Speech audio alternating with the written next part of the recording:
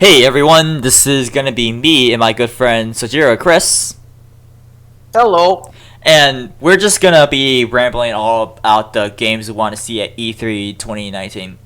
Unfortunately, we're not gonna really go into every conference, company by company, because there are a lot of holes in what we're interested in. Because, for example, we don't really care all that much about Ubisoft and Bethesda, so we don't really have too much to say. And I feel like that it would be a bit of a disservice to just lightly touch on them and say it doesn't matter to me or to us, Exactly. So we're just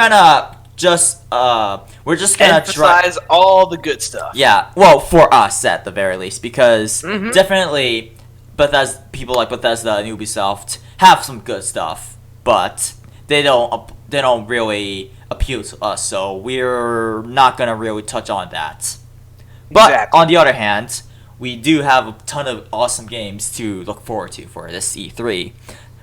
Hell, EA did their conference today, and they actually surprised me with Star Wars Jedi Fallen Order. Yeah, I wasn't sure what to expect, but I was pleasantly surprised. yeah, these are the same guys. For those who don't know, this is made by Respawn Entertainment, who was originally formed okay, not really a long time ago, but it's like around 2012, 2013-ish. They were the original guys that did the original Modern Warfare and Modern Warfare 2 for Call of Duty. And they went on to make Titanfall and Titanfall 2 and Apex Legends.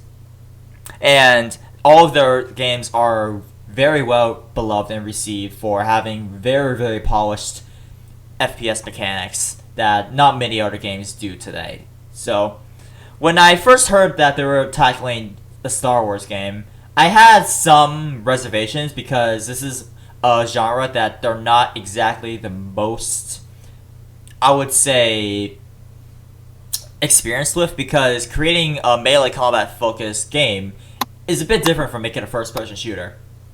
Even though Titanfall has some very diverse mechanics in their gameplay.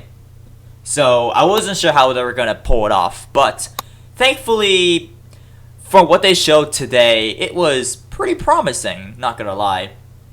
Indeed. So That first basically, yeah, basically, that first impression was fairly well, not just fairly. It was very positive from what I could. hmm I'm still waiting for So the EA catch, but let's be a bit more positive here. So this game is gonna. So this game is basically an in between episodes 3 and 4 of Star Wars. Basically, post Order 66. While this is pretty well trodden in terms of what if scenarios, in terms of like what happened between the rise of Darth Vader and the rise of Luke Skywalker and stuff like that. I think that with the backing of a real AAA studio and the backing of EA is its own can of worms. Let's not deny that they have oodles of money. So, yeah. but with the backing of a AAA company, this might be like one of the better Star Wars games since the original Battlefront 2 or whatever, or Knights of the Old Republic or what have you. Hopefully it becomes as good, but this game will need to live and die by its narrative. And so far, while I am positive on the gameplay, I don't know how the story would turn out, because we were only given around 20 minutes of gameplay, and that is not enough for me to judge the story and see how it will go for the rest of the game. Uncut gameplay for that matter. It's uncut, granted, but Yeah, no, the story we'll have to we have to wait experience and it for see. ourselves. We have to once wait it and comes see. out. We'll have to wait and see. But if the story is good, then I think that will really enhance it. Because unlike a lot of other video games, Star Wars is special in that it relies on a very good narrative. You can't just be like, oh, I want to feel like a Jedi and be badass with all these Force powers. Indeed. You can't just have that. You need to have a good narrative, and Exactly, yeah. I feel like that this Star Wars game, as I said before, this is gonna live and die by its narrative. If it has a bad narrative, I don't think, it pains me to say this, but I don't think some good gameplay is gonna be enough to save it. I feel like Oh, yeah. I feel like that This most is one people, of those games where the story is just as important as the gameplay. maybe even more so, considering this is Star Wars. Yeah, true.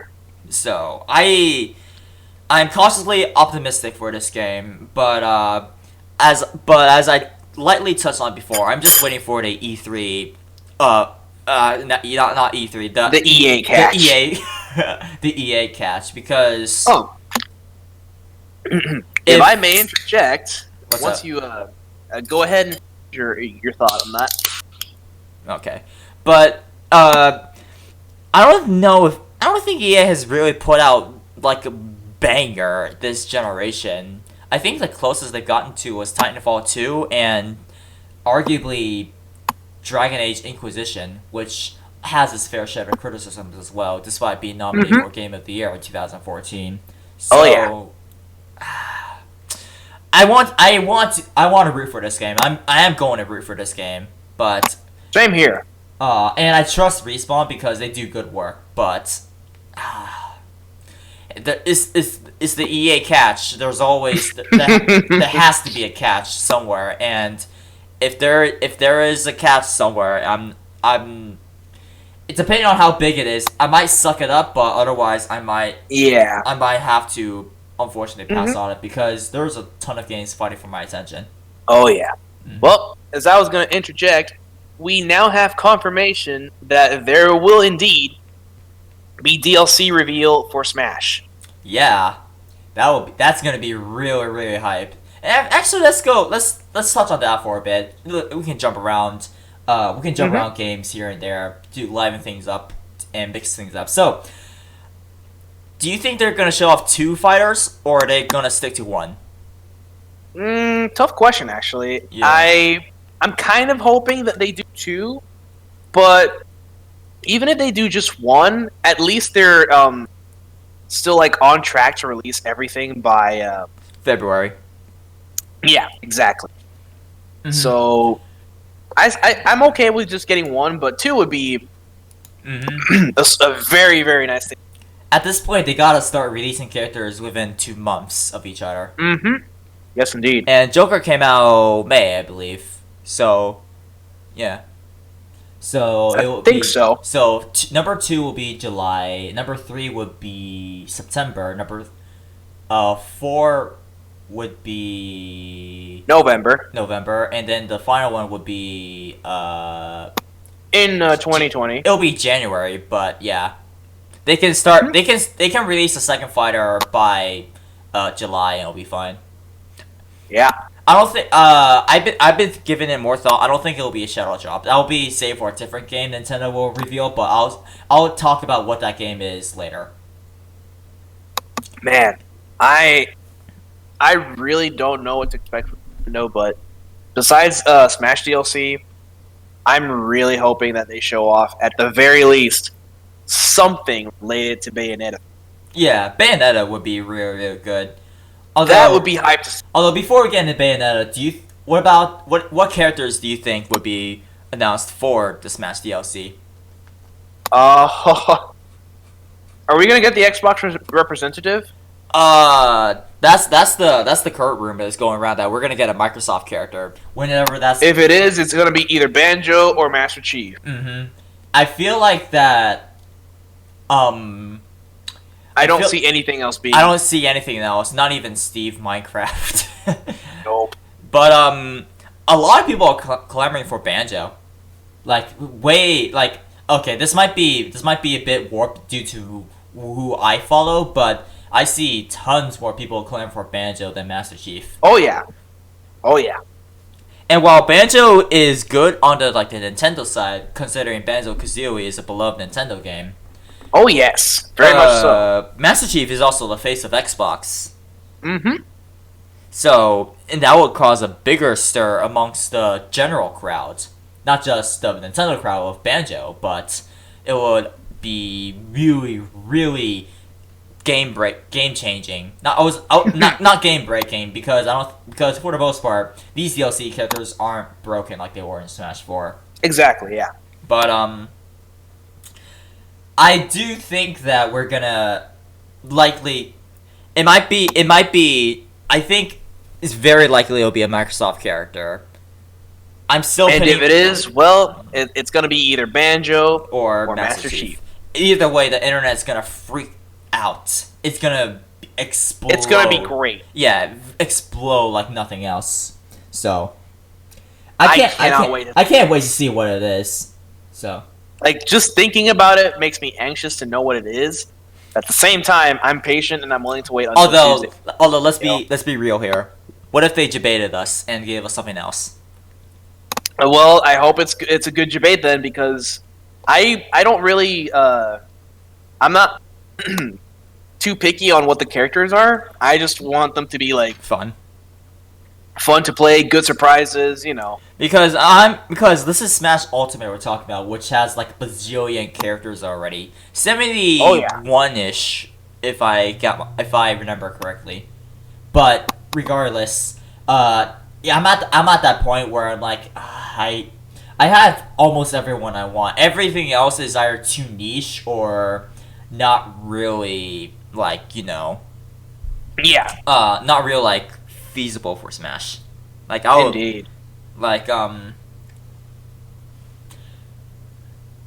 it's just a bit tough deciding like what you qualify as a Smash character worth material, Yeah, because being a Smash character is something very, very subjective, and ultimately, the developers decide who's a Smash character. Yeah.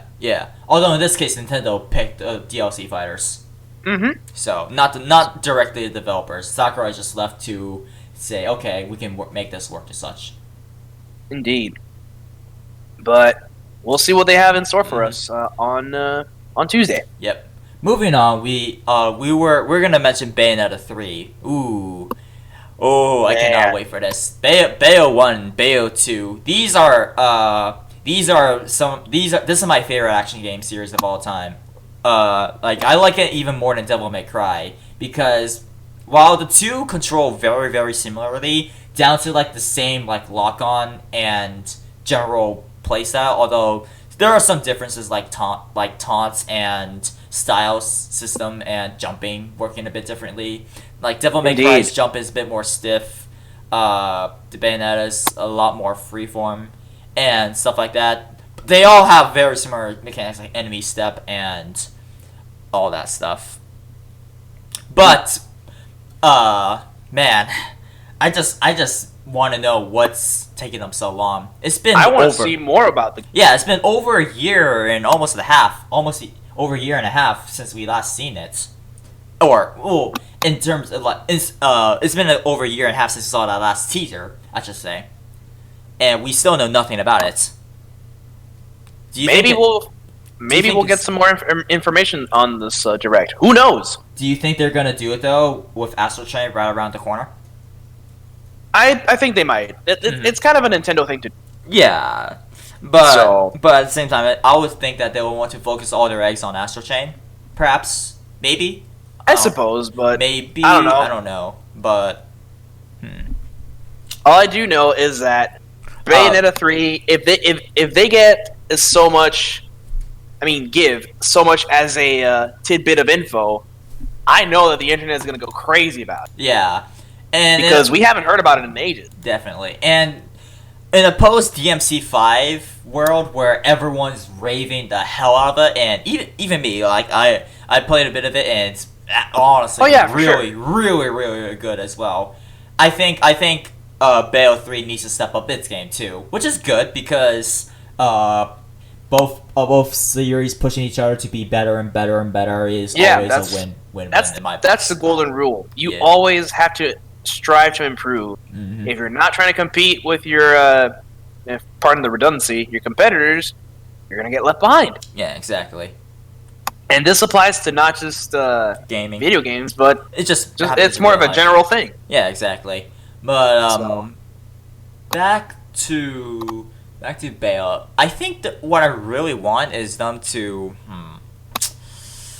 because Bayo 1 and 2 pretty much is my perfect combat system. Like, the main reason why I don't really like DMC is that the dodging is kind of I don't really like how dodging. I don't know about stiff. It just doesn't feel as good to me. Mm.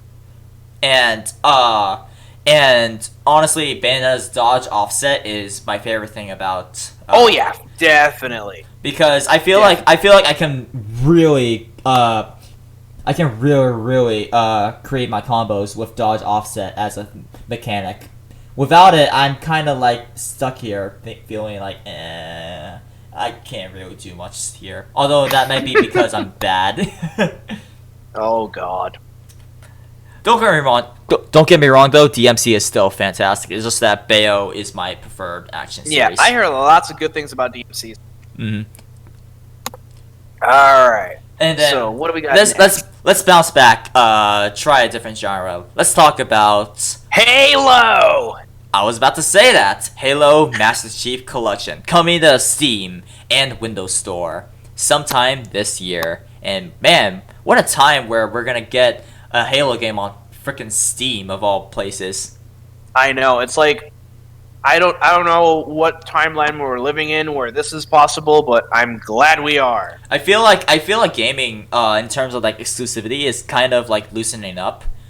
At least in terms of Microsoft, because I don't think Sony or Nintendo are really gonna lock down. No, Nintendo are very protective of their IP. Yeah, they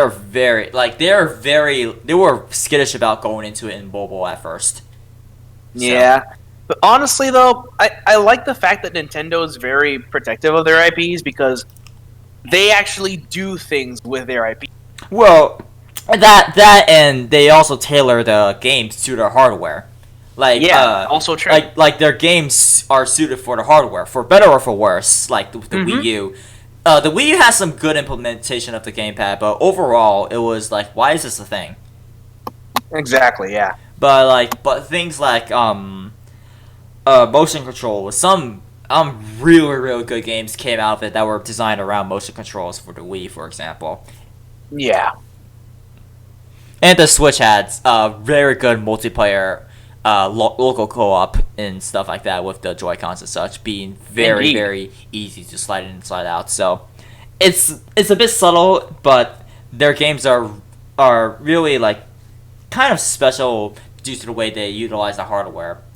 Contrary to popular, they both complement each other. Contrary to popular belief, I don't necessarily think Nintendo games will be better on better hardware. I mean, some games like Zelda and Xenoblade, I would probably agree with you would be better. But if you were to talk to me about their other AA games like Mario Party, and I was about to say Super Mario Party. Yeah, like Mario Party, I don't think so. I think they will be better on a console like Switch with its more unique capabilities compared to like a PC or the twins. I would like to call it the PS and the Xbox.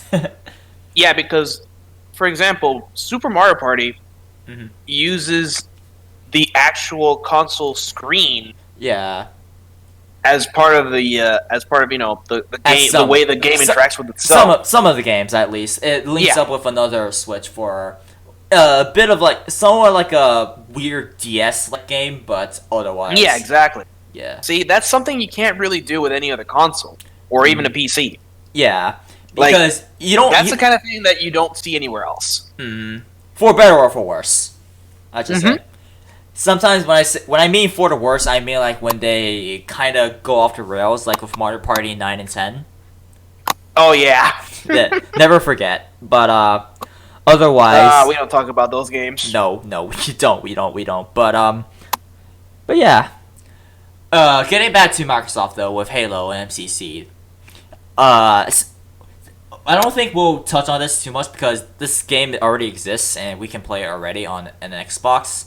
It's just that I just cannot wait to play Halo 2, 3, and Reach for the first time.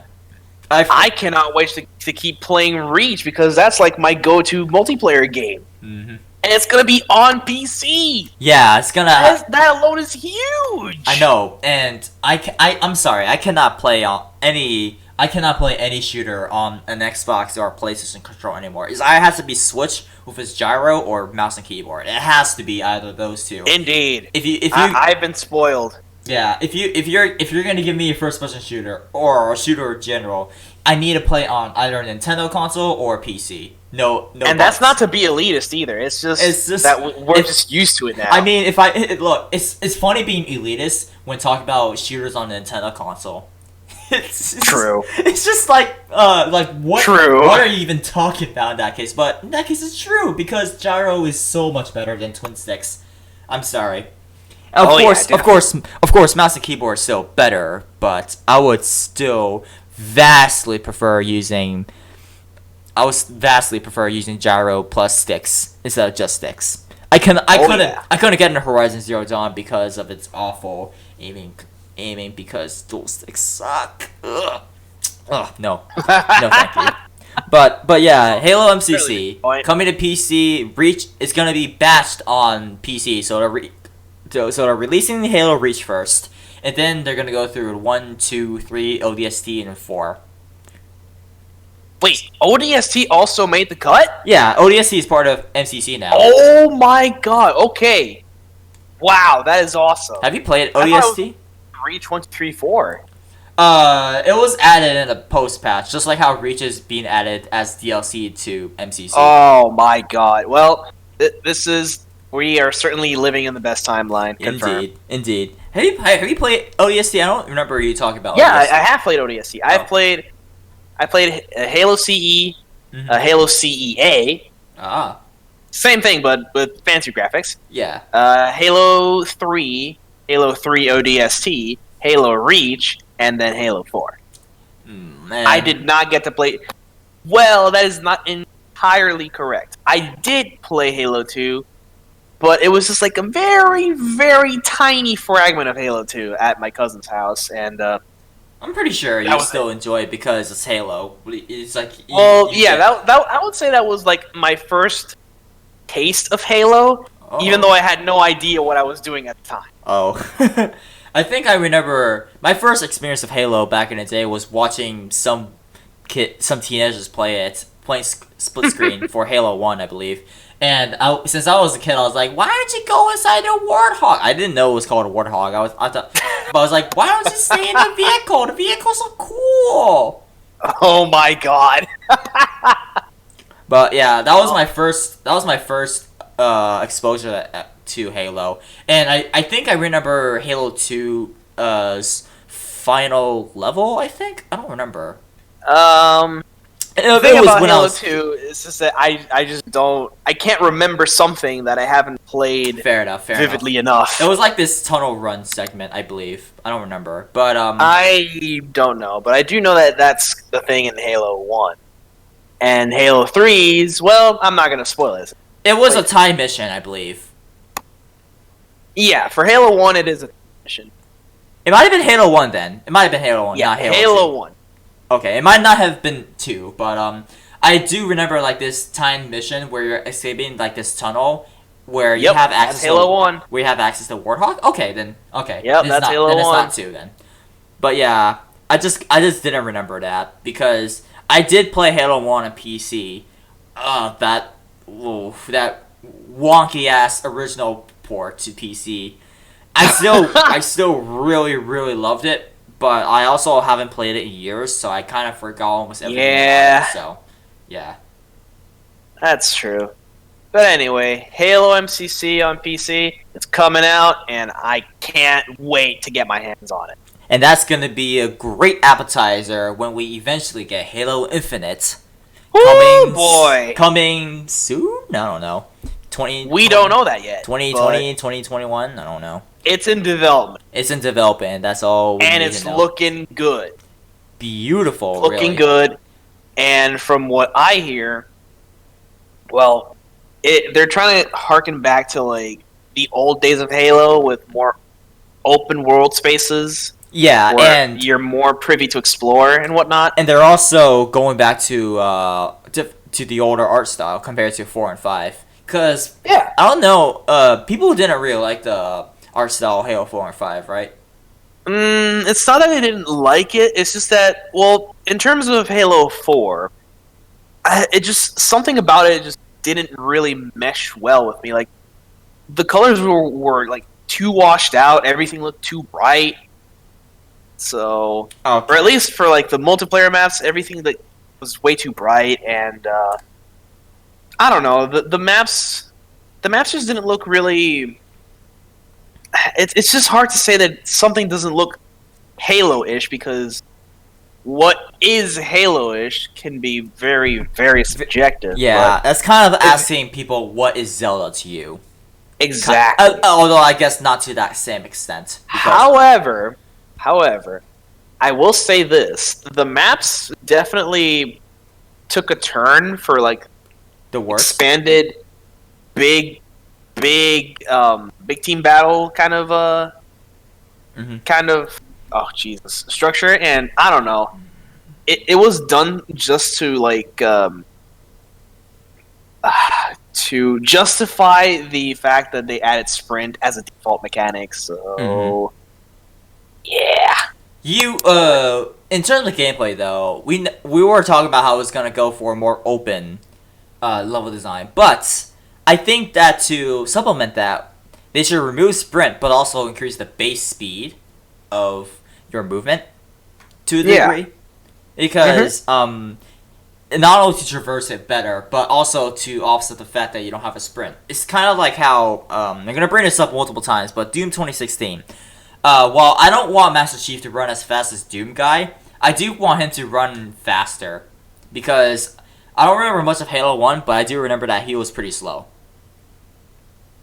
Yeah, well, he's slow, but I don't know if it's like Bad? that slow to the point of being like a turtle. But Mm-hmm. He felt good, but I feel like that you could probably turn up the speed a little bit and not sacrifice too much of the Halo experience. I don't think it will suddenly become Doom or Splatoon, but I don't, or those kind of speeds, or even Counter Strike speeds. But yeah, no, it's not going to be that fast. no, Like, I don't want Halo to become super fast to the point where it's unrecognizable as a Halo game. But I do feel honestly, like the default speed from like Halo 3 should be like the standard that they should be going for. I heard So. people really don't like Halo 3's movements. Halo 3's move speed was a bit slower than what it should be. Okay. I will say that much. I remember it's a little bit slower than what people were used to. So. Mm-hmm. Does Reach go faster than 1 or 3? I don't think so. Actually, Oh, okay. I know that MLG settings increase the move speed by like 10%. So. Whoa. Oh yeah. Oh, turbo mode basically. Basically how turbo. Yeah, slightly, but it's basically some sort of like fix, if you could say, to official game settings, just to have a faster movement. But that's it. Faster movement. I guess it was faster everything, right? Everything you do is 10% faster. Well, just the movement speed. Just the gravity remains the same, I believe, but the movement speed from your character is well, again, those are all just different settings. But even then, it's all like based on I think Halo 2 and Halo 1. Okay, because when I think of like turbo mode stuff like that from DMC, I think it's like everything is X amount faster, like 20% faster in the case of DMC 3. Yeah. But either way, more open environment. I don't want them to go open world. I think open world has been a meme that developers have not reached the full potential of. I think I don't know. I feel like we haven't really got much good open worlds these days. I feel like we have good games in spite of open worlds for the most part. If that makes any sense. It does. Because now maybe it's because I'm not an open world fan, and maybe it's because I just have a bias against them. But I honestly feel like that some open worlds are kind of like open world for the sake of expansiveness, like a huge course correction from like, linearity is bad. Mm-hmm. And I think we're starting to circle around to that, where we're having more open levels, but still linear progression. So, which is good in a way. I think that's my preferred linearity or linearity yeah. balance. Yeah, I agree.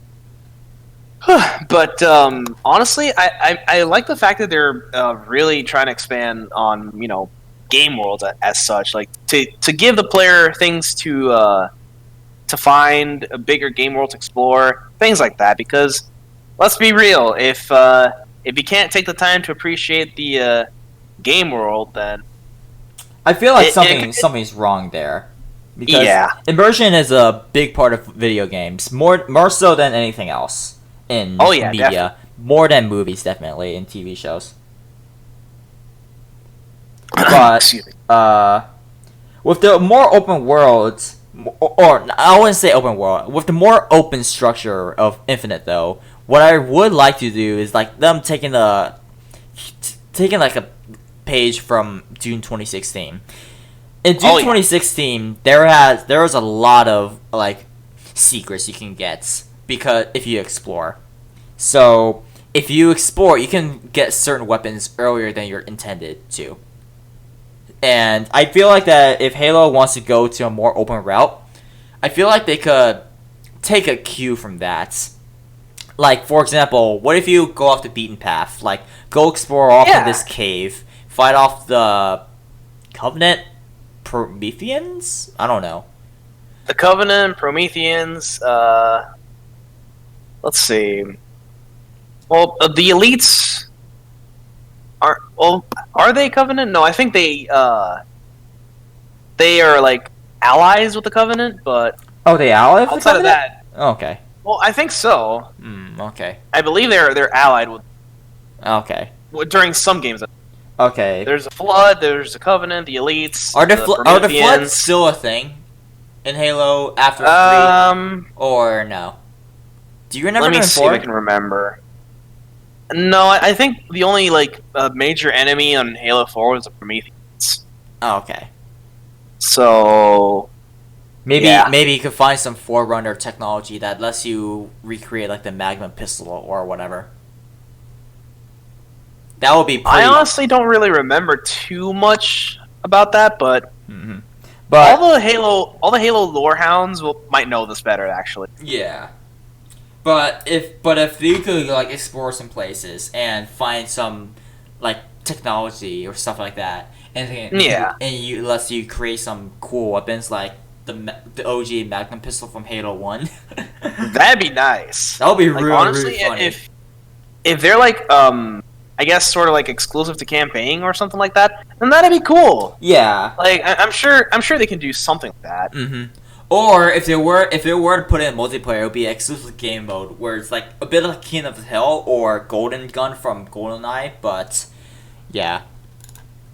Dude, I honestly hope that they with the game world, like something like that. Because if they do, then it's gonna be great because at least the players will have something to look forward to and be able to just go nuts. I still don't want to be just the linearity though, because I feel no. You need some structure. Of course you do. Like it can't all be open world. Like, yeah, if it was all open world, I think that would then that's not Halo. And it'll also be very aimless and have no direction. You need some direction in your video game. Of course, yeah. That I definitely agree. Unless it's like a real big sandbox game like Minecraft. But that's but then again, that's a completely different type of game they're going for. Yeah, exactly. That's just Minecraft. It's a sandbox. Yeah, exactly. So, but yeah, Halo Infinite. Halo's really good. Yeah, I can't wait to hear more about it. And considering that the Microsoft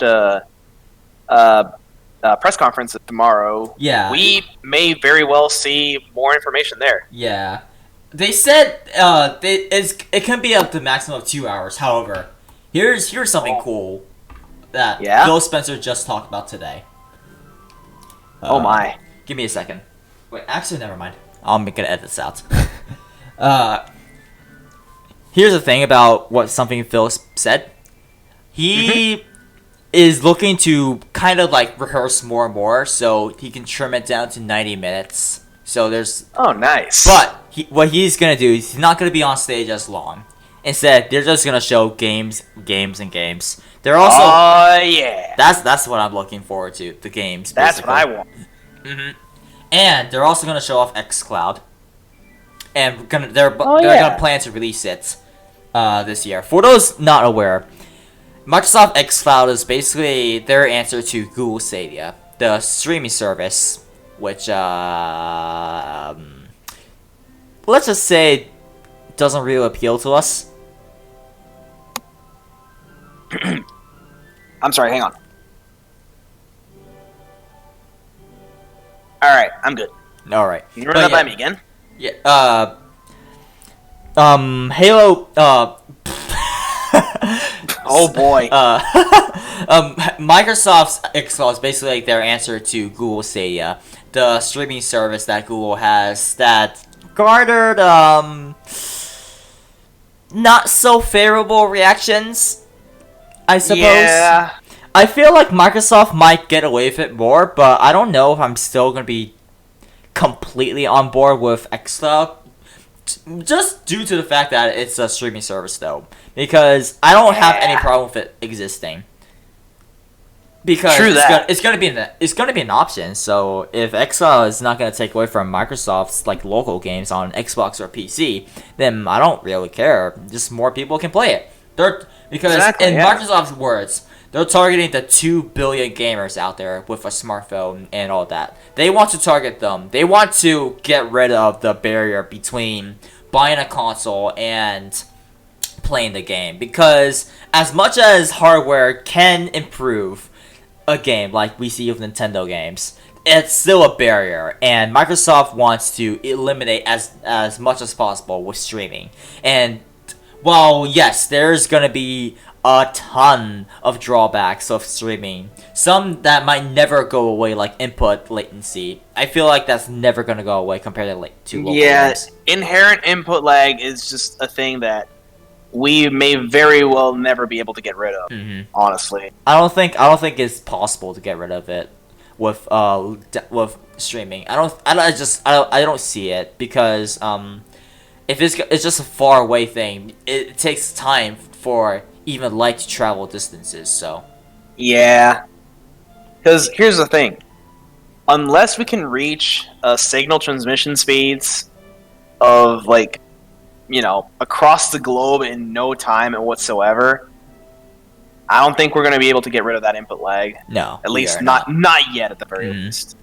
And while people like Google and Microsoft and Amazon and all that want to target those that elusive 2 billion number, I also feel like that's in third world companies, in third world countries, I feel like that their internet is even worse than the United States infrastructure. Yeah, and unfortunately. And the US's infrastructure isn't already the best, so I question if third world countries can even reach 5 Mbps, which is reportedly the bare minimum you need for Google Stadia. And hard to tell, honestly. And that's assuming you have access to it. That's assuming Google has servers in those third world countries, not just in the US, in Europe or Asia or whatever. That's just going to be a very, very tough sell to those people, I feel. It's a huge technical undertaking, honestly. And another problem is ISPs, because we still have data caps up the butts. And we do. And there has been reports from PC Gamer that streaming 65 hours of 4K Google Stadia will already give you 1 terabyte worth of usage. Jesus Christ. 1 terabyte for 65 hours of 4K gameplay. Oh God. That's just like, and they're not gonna remove data caps. They're gonna tell you, hey, pay it more money if you want to go beyond. And unless Google really forces their hand with bribes or whatever, then I don't see data caps rising at all. Jesus Christ, that is a very, very scary thought. Mm-hmm. So Like 65 hours is it's just slightly under 3 days worth of game time. a day. Whoa. And Well, 20. yeah, in terms of an actual game. Actually, it's more around like 2.5 ish hours per day. And we all know that some insane gamers play a lot. Although to be fair, if you were to be playing way more hours in a day, you probably already be investing like a PC for the best possible performance, perhaps. That's true. But at the same time, there are people out there that will binge watch Netflix stuff and they don't care. But speaking of Netflix and stuff, if you eat through so much data like that, then that's gonna force people away from Stadia and because they need internet for other things, like they need it for web browsing, emails, Netflix, music streaming, stuff like that. They're not gonna spend all of their data estate on game streaming at all. And yeah, definitely. And if bad press really comes out and exposes how bad it could be, it'll keep happening after Google Stadia launches. Can Google really recover from that? Honestly, I wouldn't know what to say. Yeah, and I feel like Microsoft can also stumble into this. That's we're talking about Google right now, even though it has nothing to do with Microsoft, because Microsoft's looking to do the same thing with xCloud. And while I do trust them more than Google, but and by more I mean like a lot more. I trust Microsoft that they know what they're doing with gaming way more with Oh xCloud. yes, I do. That is, oh yeah, for sure. And they're also proven, and they also have their games that hopefully will be good. Stadia doesn't really have any first party games, really. Not really, no, because when you think first party, Yeah. with Google, like, what do you even have? Like, they don't have anything. Yeah, at least they already have a studio right now, but it's gonna take time until they put out something. And even then, it's a brand new company with I don't know, because a company values and company culture also goes a long way in creating a good game. True. Because like because look at companies like Armature Studios and Rare. Oh, poor Rare. Yeah. Because Rare, okay, you can make the argument that Rare has been hemorrhaging talent ever since the end of the N64 era. But let me talk to you about Armature Studios. These guys are former Metroid Prime developers. And they were involved in creating one of the most critically acclaimed games of all time. And it's actually also one of my favorite games of all time, Metroid Prime.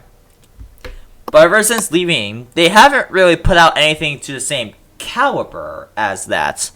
They put out games like Batman, Arkham Origins, Blackgate, and they've also put out ReCore.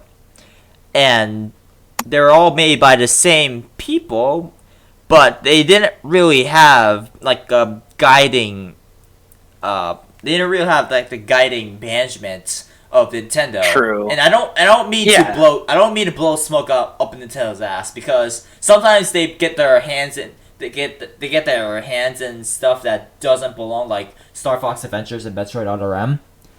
But overall, their guidance is what helps make these third parties or should I say other studios do good. Now that you mentioned Star Fox Adventure, yeah, man, that game. Well, it doesn't. It's not related to Ethan. Yeah, man. we can go on a little bit of tangent here to drive our points.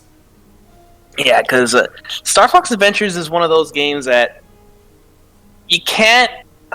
Well, here's the thing: it's a flawed game. Yeah. For different reasons, but visually, it's a great game, and I don't know what the original intent of the game was, but If it feels to me like it wasn't gonna be originally a Star Fox. No, it was originally it was originally a new IP called Dinosaur Planet, and Crystal was supposed to be the main character. Yeah, honestly, if it had ended up being like that, that would have been amazing. It would have been better, honestly, because now they Yeah. had to shoe in Star Fox into it, and you talked to me And- before about how the R-Wing sections are completely bad, or like really bad. I wouldn't say bad. It's just that they're so shallow. Mm-hmm. And for a Star Fox game, that's the worst thing you want because Exactly, because that's like the bread and butter of Star Fox. yeah, flight combat. Now, Exactly. whenever you want it to be arcade-like is a different story, but flight combat is the bread and butter of Star Fox. Yeah.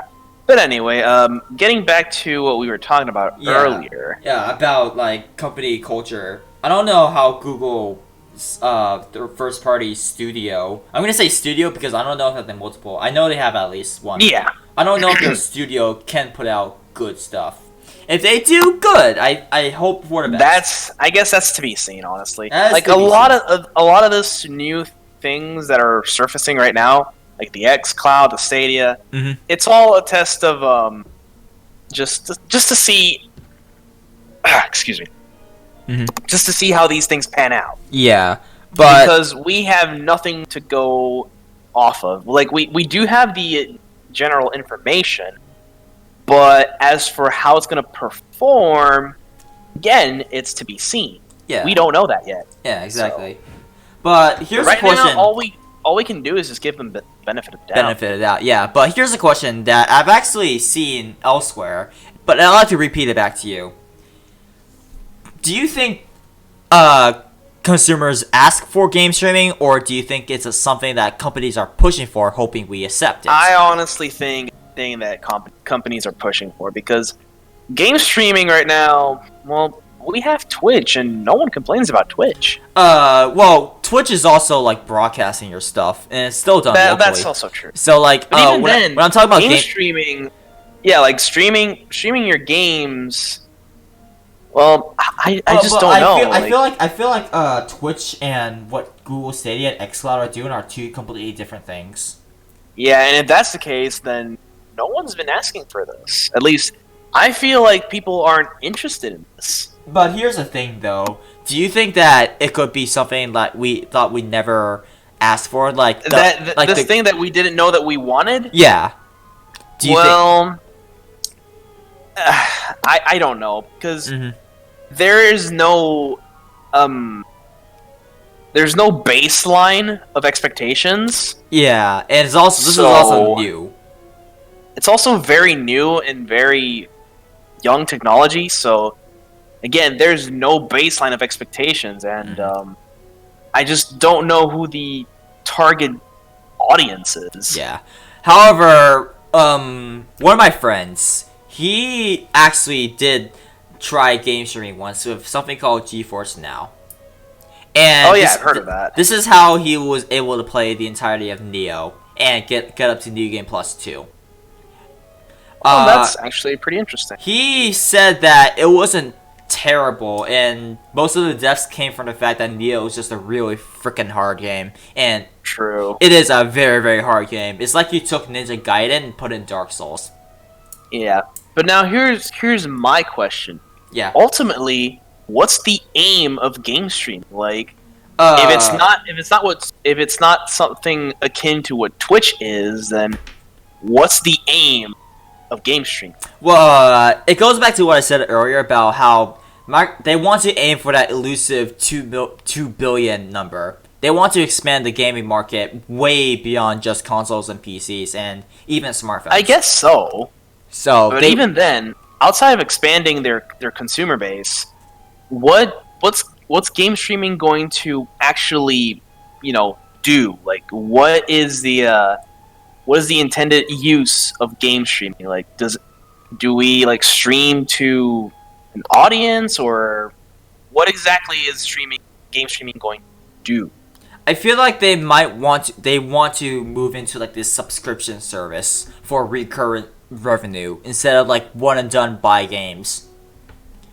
I feel I like guess that. that's yeah. I feel like while Stadia is trying to be a bit more like inching towards it because you can still buy individual games without a subscription. Yeah. I feel like eventually they want to eventually move both Google and Microsoft, because Microsoft already has its own subscription called Xbox Game Pass. Oh yeah, that's right. Which is separate from Xbox Live, by the way. Mm-hmm. But I feel like that all these companies, they want to eventually make us all move to a subscription service. And it's basically going to turn like a different form of cable. Well, actually, that's a very good way of that's a very good analogy, by the way. Yeah. It's just going to become another form of cable, and I don't know. I just feel like that isn't really going to work out in the end.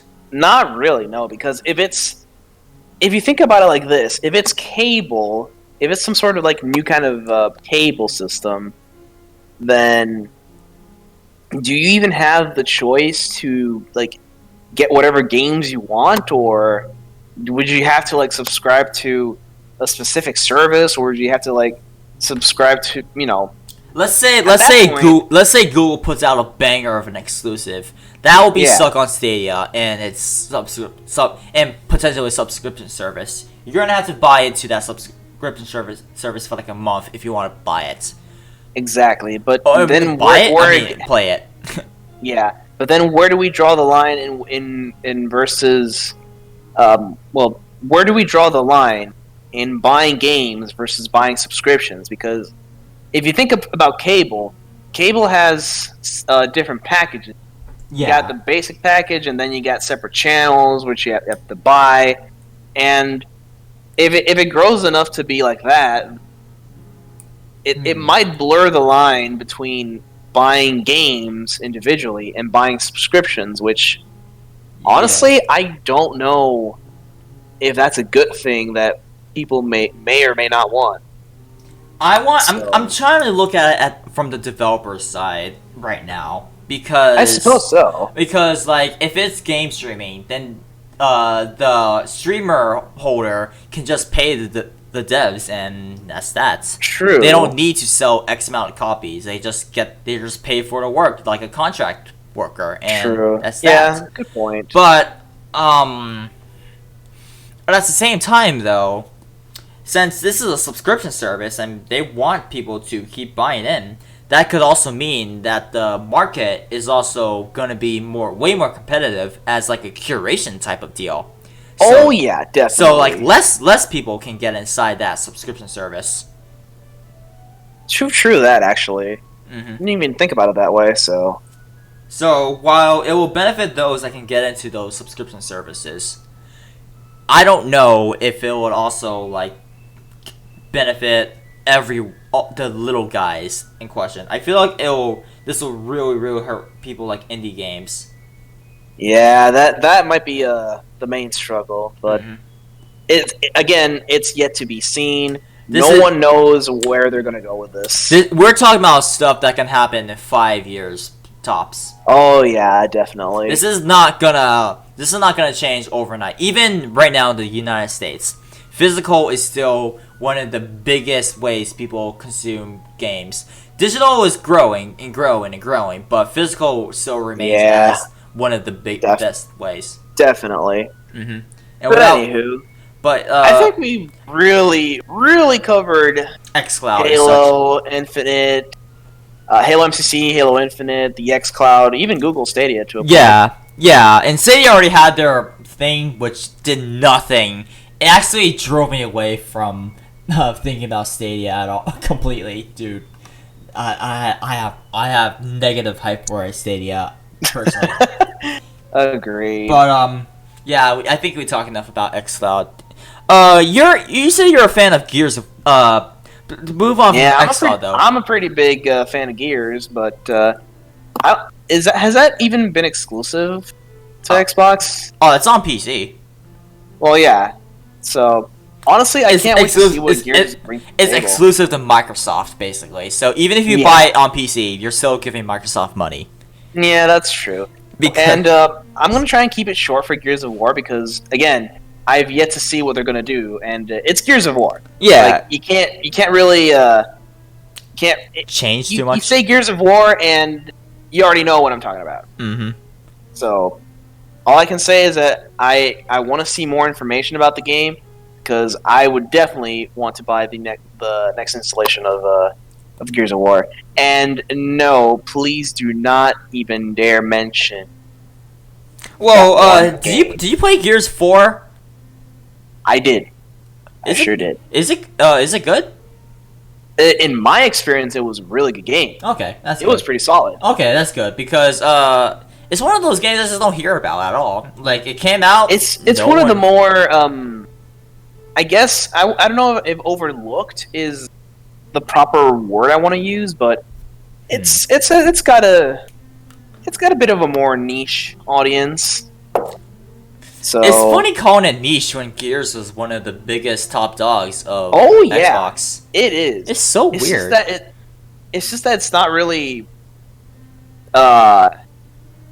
Again, it's not overlooked.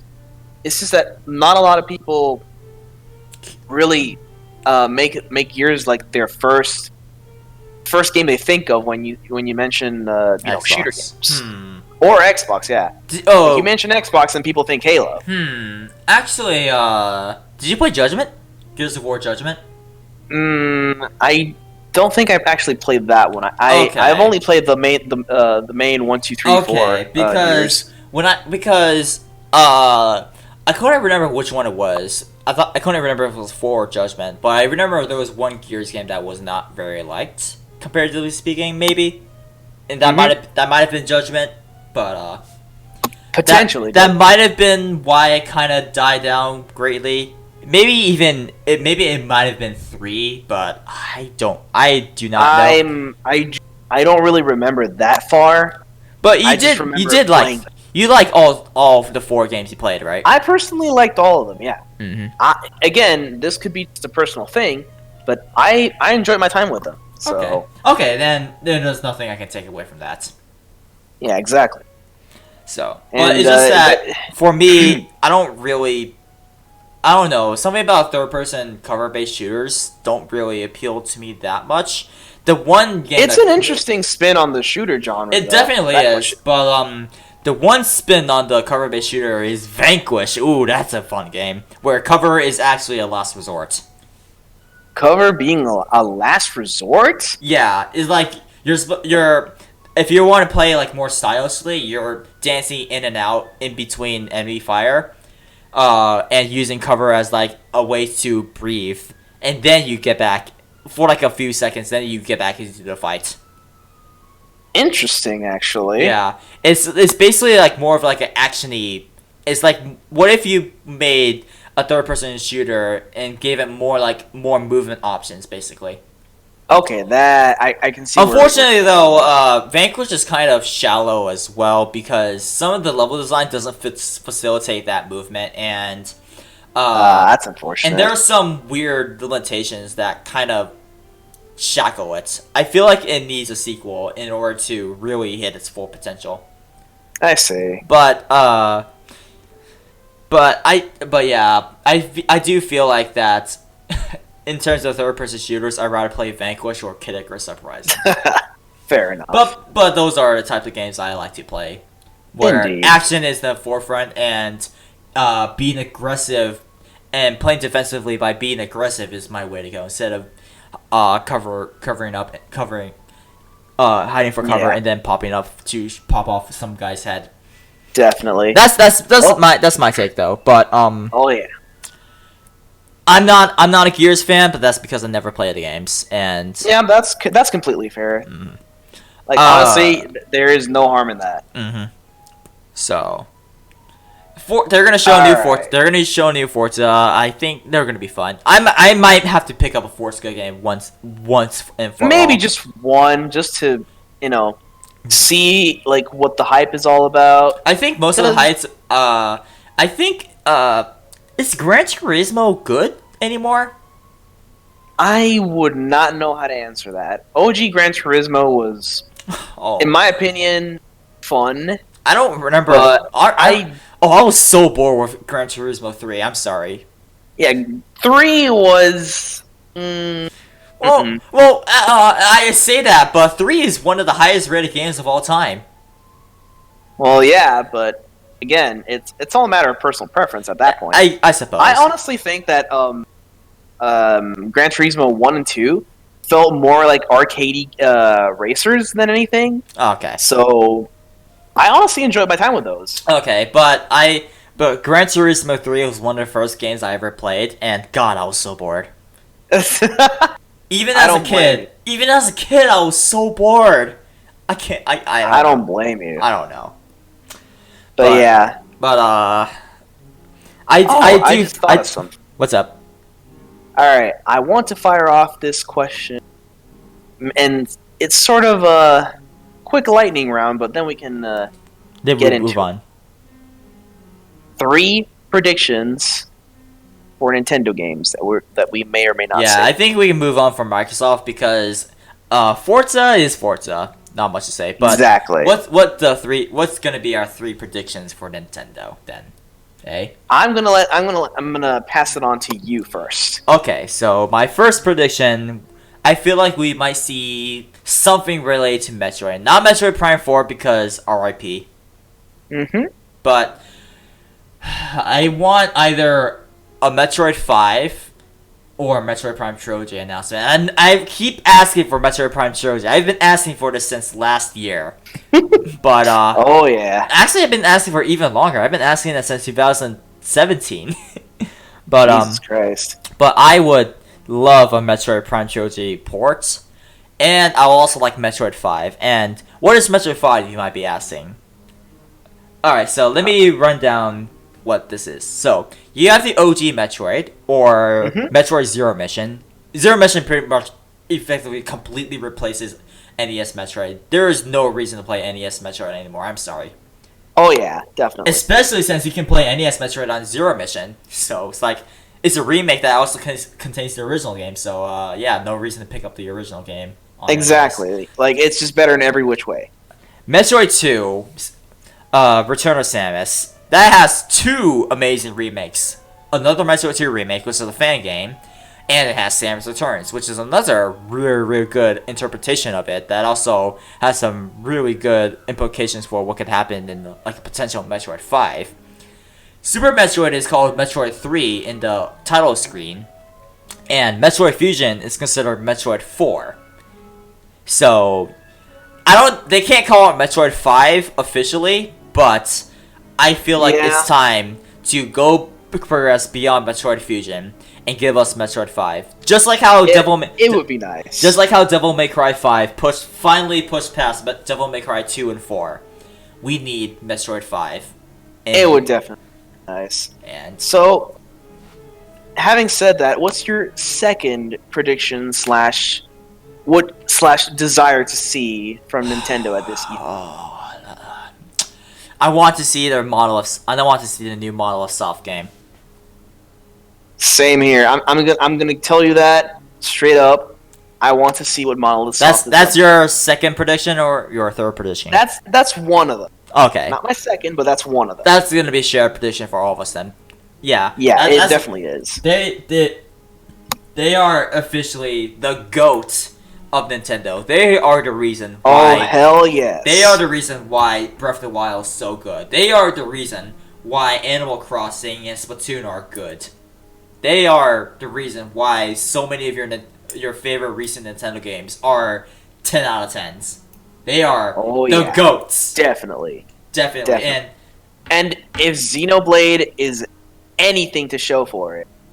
Hell yeah. That very quickly became one of my favorite RPG series of all time. I played 1 not expecting much and I was blown away. Then I played X and I was blown away even more, even though the story and the characters were kind of weak, unfortunately. A bit out there in terms of you know. And it's not always bad. It's just like what was it's there? It's definitely not a bad. It's like I go to a fancy restaurant and all I get is desserts. And like, yeah, the dessert is good. but where's the main course? Yeah, but where's the main course? The main course is just completely empty. And then But then 2 came around, fixed that, and while it doesn't reach the heights of 1, I think actually, it surpasses the heights of 1, but has some lower lows. Yeah, definitely. At least in my opinion, because some people say Of course. 1 has higher highs and higher lows, but that's their prerogative. That's their prerogative. But I just want to see And- whatever game they have cooking up. They might show it this year. They might not. Indeed. If not, then at least they'll still be working on they'll help out with another like Zelda game, I suppose. But Yeah, because as we know, Monolith Soft's team has been growing over time. yeah, I think Really big now. I think they're like the second biggest after Nintendo EPD. Which is basically Nintendo's main team for like Mario, Zelda, Exactly, Animal yeah. Crossing, Pikmin, all that stuff. Mario Kart. But And yeah. number 3 for me. I don't know what I don't know, honestly speaking. Any wildcard predictions? I'm drawing a blank. I'm gonna hand it to you for now while I think about this. All right. Well, as you heard, my first prediction would be something from Monolith Soft. Yes. And well, again, what can I say that you already haven't said? Like, they are amazing when it comes They to are JRPGs. the goats. They are the goats. The They goats. are the goats. That is all I can say. Yeah, exactly. Second prediction, and this is my wild card prediction: Okay. Golden Sun. Is it time to bring back Golden Is Sun? it time to revive Golden Sun? Imagine in a time where Bubsy can get a revival, I'm still mad. and I don't even want to touch on that. 2 revivals for that matter. God. Yeah, exactly. In a time where even that series can get a revival, I really hope that Camelot / Nintendo can revive this absolute gem of a series. I feel like we're in another like gaming renaissance lately. Like Capcom is good again. Like they put out Devil May Cry 5, which is a banger. They put out Resident Evil. The recent Resident Evils are real good now. Monster Hunter World I hear is like fantastic. And it is pretty good. It's just that I suck at it. Indeed. So And getting back to Golden Sun, I feel like it's time as well. But I don't know. I really hope so. I don't think that will be my wildcard prediction. It may not be everyone's wildcard prediction because it's so out there, but it's just I have a feeling that we may something. I can't really put my finger on it, but I really do hope we see something because for the starters, that series, or rather game series, was left in a cliffhanger basically, and we haven't seen or heard anything about the continuation of the game. Metroid It's just been in a standstill. Yeah, Metroid doesn't have this as much because Metroid Fusion doesn't end on a cliffhanger, but it ends on a very intriguing sequel speculation. I would say because because Samus is now fugitive, in at the end of Fusion, but and having played through Golden Sun and Golden Sun: The Lost Age for the first time since last year, they're basically what if you took Zelda and made it a JRPG. Exactly, and I love them so much, and it's not about just loving the series; it's just that they're really good games. Yeah, they're very I'm honestly surprised that despite how easy they are, I was consistently engaged no matter what. Sure, they may be easy, but there's a lot of hidden depth to it, and there's a lot of room for challenge. Like, definitely. Sure, it's more so player made, although there is an official hard mode. There is an official hard mode that I have not tried yet. I cannot. Yeah, I don't want to fight Cthulhu. Well, good news on you, but I don't want to fight Star Magician. I will tell you this much without touching too much into it. But hard mode Dillahan is not that bad. Yeah, I know. I know He only gains like 600 more HP, if that. But yeah, Golden Sun is my wildcard prediction for Nintendo, and they might not do it. It's likely, but Mm-hmm. you know, you can't fault a guy for dreaming. That is true. And oh yeah, I still haven't given my third prediction. Yeah, I haven't given mine because I'm drawing a blank here. Because honestly, Yeah, fair enough. all the games I want are either way out there or not or already happened. Yeah. So another prediction for me as to what we could see for E3. Well, this isn't a prediction because I've already mentioned that we do have confirmed DLC for Smash, so we will be seeing that. Yeah. Definitely. But as for my third prediction, this is going to be an interesting one. Well, not very surprising, but this is another one of those mainline Nintendo IPs that really deserves to get a reboot. Mm-hmm. That's F-Zero. Oh man, is that time for that as well? F-Zero hasn't seen a game since GX on the game. Oh. Poor Captain Falcon must still be looking for bounties to this day. Hey, come on, man. He must have won a bunch of money from F-Zero tournaments. Well, who knows? He doesn't look all that worse for wear in Smash, am I right? Well, legends say that to this day, Captain Falcon is still looking for his next bounty. Yeah, that's true. Although you gave me an idea there, although I'm going in a different route here with my predictions. Yeah? But I do feel like that it is time to... Come on. GX was made by Sega, of all people. They can outsource an F-Zero just fine. Because, and GX was amazing! Yeah, GX was fantastic, and it was made by guys not from Nintendo. Exactly. So it was like, what do you have to lose? Just outsource it to someone else.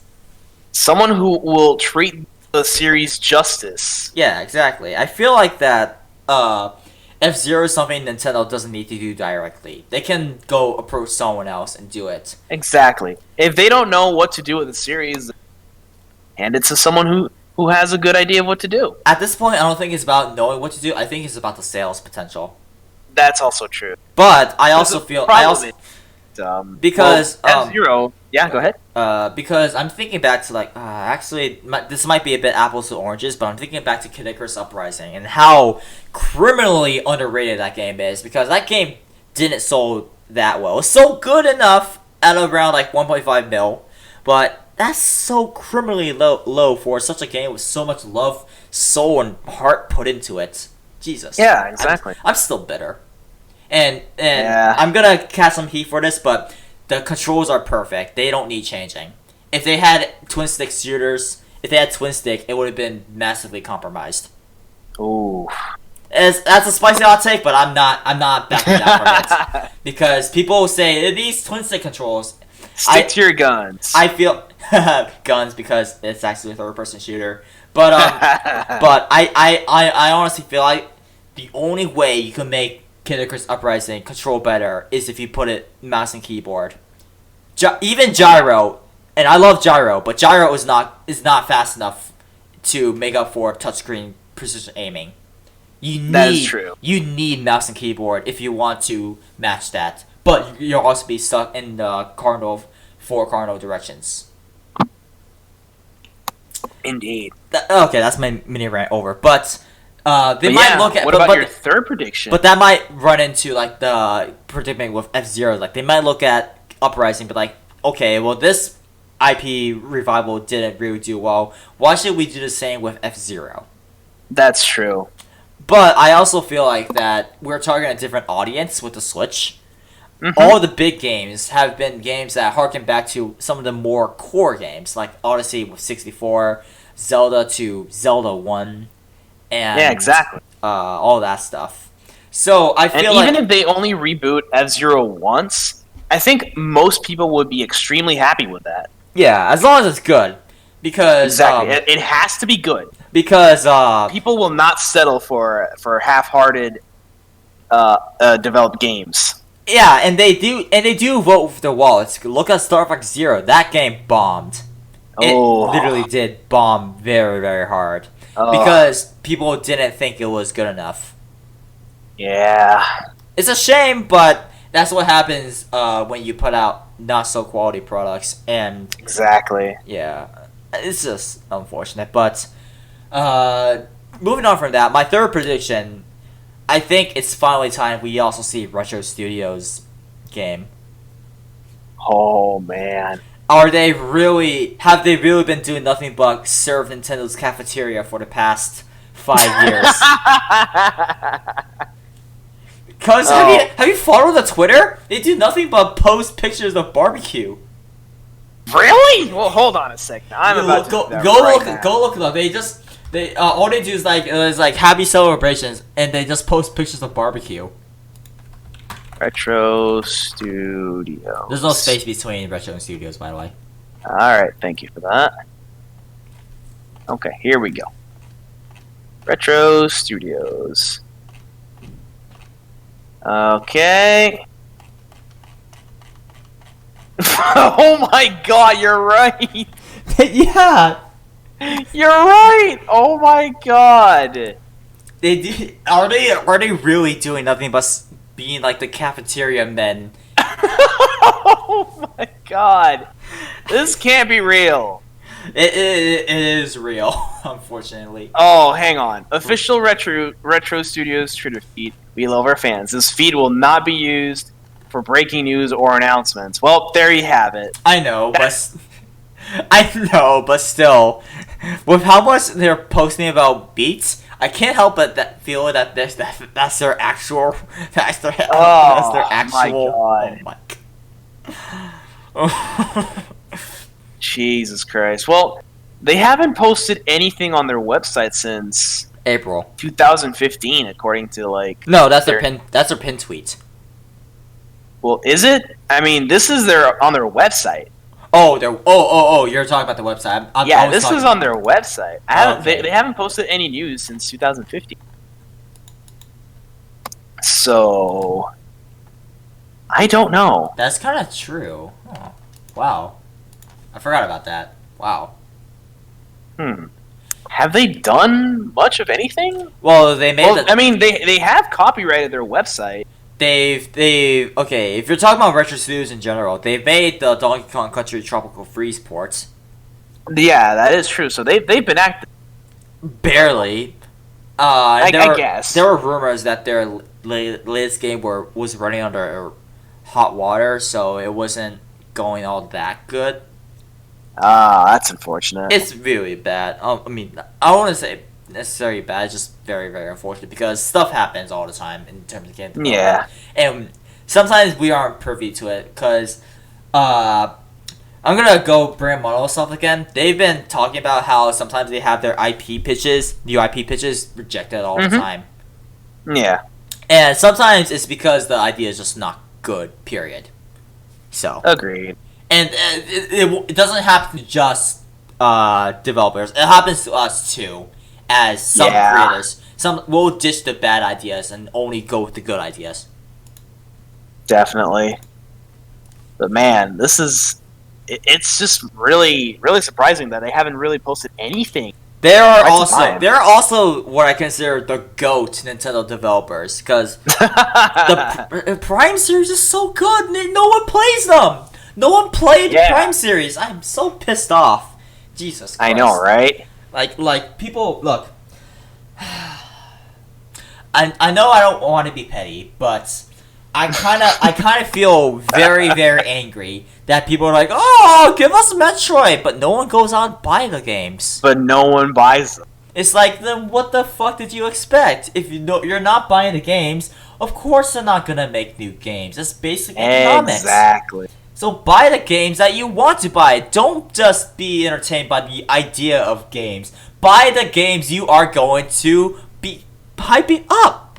It's that simple. Exactly. Oh my god, I can't believe that has to be said, but I swear there are certain types of video game fans that only exist to be hype machines. Yep. I'm just salty that some people just don't buy what they want to hype up, or they are Exactly. hyping up. They speak so much, but they forget to actually I think go buy the game, come out. buy the game, or or they're infatuated with the idea rather than the actual game. Exactly, and this is not a good. This is not a very healthy approach to have. And the cynical side of me also applies that to Golden Sun and F-Zero, unfortunately, and even Star Fox. Yeah, and Pikmin. that's true. I hate being cynical because I just feel like that's not always a healthy thing, but having some sort of cynicism is healthy as well. Yeah, you can't be all positive either. Like you have to have some kind of No, you have to be realistic, but you have to be Thanos. A perfectly balanced as all things should be. But just because you're realistic doesn't mean you have to be a pessimist. That's true. Because being a realist just means you have to acknowledge that the truth exists. Exactly. It's more of a creating a healthy balance of expectations. Yeah, exactly. Like I'm gonna level with you here, folks. I am hyped as all hell for Nintendo's and Microsoft's E3s, but my expectations aren't very high.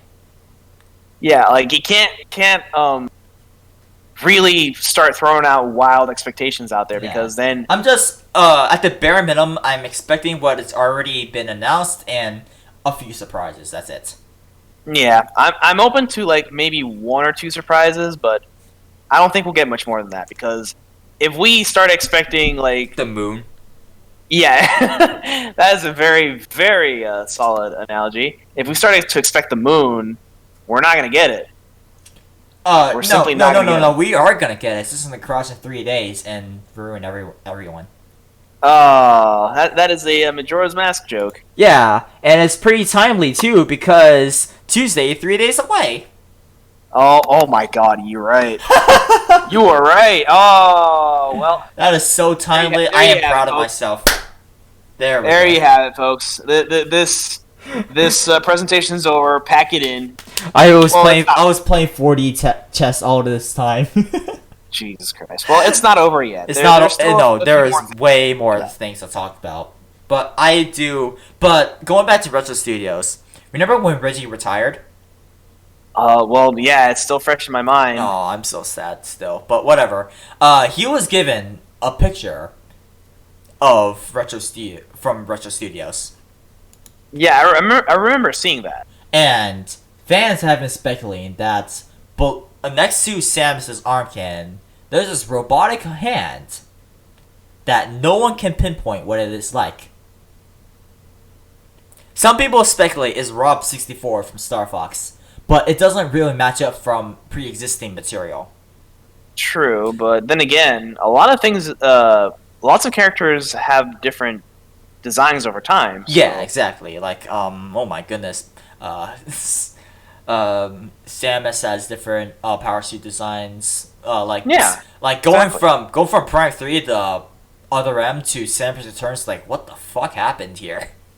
I'm not knocking the designs because while the Other M suit is my least favorite, it still looks pretty good. I just miss the shoulder pads of Prime. Oh yeah, of Prime Samus.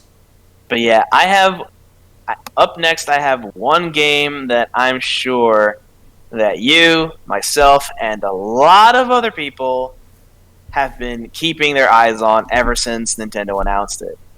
That is Astral Chain. Is this it? Oh, we've hit the jackpot, boys. Because I cannot wait. Take it away. Oh, this is easily the most hyped game I have of the year. This is easily the game that I am excited for the most.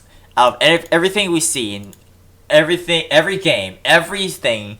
I'm gonna put this over Rune Factory 4S. But then again, Rune Factory 4 is also a port. So. But, one that you haven't played, but still. I played some of 4. I loved it, but I didn't finish it. You have to get into the nitty gritty of it. I will when it comes to Switch. I'm not playing. I don't want to play on my 3DS. It's so small. Of course not. Why would you play that? That's true. I mean, why would you play it on the 3DS when it's coming to the? But Astral Chain. Oh man, I feel like this is gonna be a new dynamic take on combat that we haven't seen excuse me, before. Imagine if like ice climbers from Smash Bros. I'm not even talking about the original game because the original Ice Climbers is not a good game at all. No, it's not. It's Never play that. it's so bad. But anyway, imagine you took Ice Climbers from Smash Bros. and you put it in a Platinum Games combat system in a 3D. My God. And that would be and obviously it's not gonna be 1-to-1. There's no hammers. I think he's just gonna use swords and like batons, I suppose. But still, Yeah. I'm just really interested to see how combat really works because I don't think this is gonna play like Bayonetta or Metal Gear Rising: Revengeance or even Nier Automata. I think this is gonna be its own unique spin, just like how the Wonderful 101 is gonna turn out. Oh, yes. So, and about I don't know if it's gonna have a good story because Bayonetta 1 and 2 story are not very good. They're not, honestly. I like the characters, but the stories are Kind of out there. nonsensical. Very nonsensical, especially yeah. in the case of 1. While 2 is a lot more straightforward, it's also that's not very interesting because the main villain sucks so much. Well, yeah. Again, they're very out. It's very out there, but I don't really trust Platinum on their own with a good story. Because Metal Gear Rising: Revengeance, even though it's simple for a Metal Gear game, it's also a spin-off, and Kojima did help with it. And Nier Automata, that was all. The story is all done by Yoko Taro, who has this Yeah. how would I say his own unique brand of storytelling, I would say. Where Going off on a little tangent here, Death Stranding. We still don't know what that game's about. But seriously, what the fuck even is it? Even is Death Stranding? No one knows. Like legit, I don't think anybody. Actually, if you looked at the website, they talked about a little bit of the backstory, how it's a post-apocalyptic world. Yeah, I guess we do know that much, but still. But that's like a generic blurb for like a billion other games I know of. So Indeed. But yeah, Astral Chain. yeah, Oh man, like I saw that game being trailered for like I the was first debated for a second time within the span of 9 months because I thought it was like another Monosoft game. Because that art style looked so good. I thought it looked like It another really Monolith. does. I thought it looked like another Monosoft game. First time Dim Ex Machina back in last year's E3. I'll get into that later because that's another game I'm keeping my eye on. But I'm glad that we have these games coming out. It's gonna be.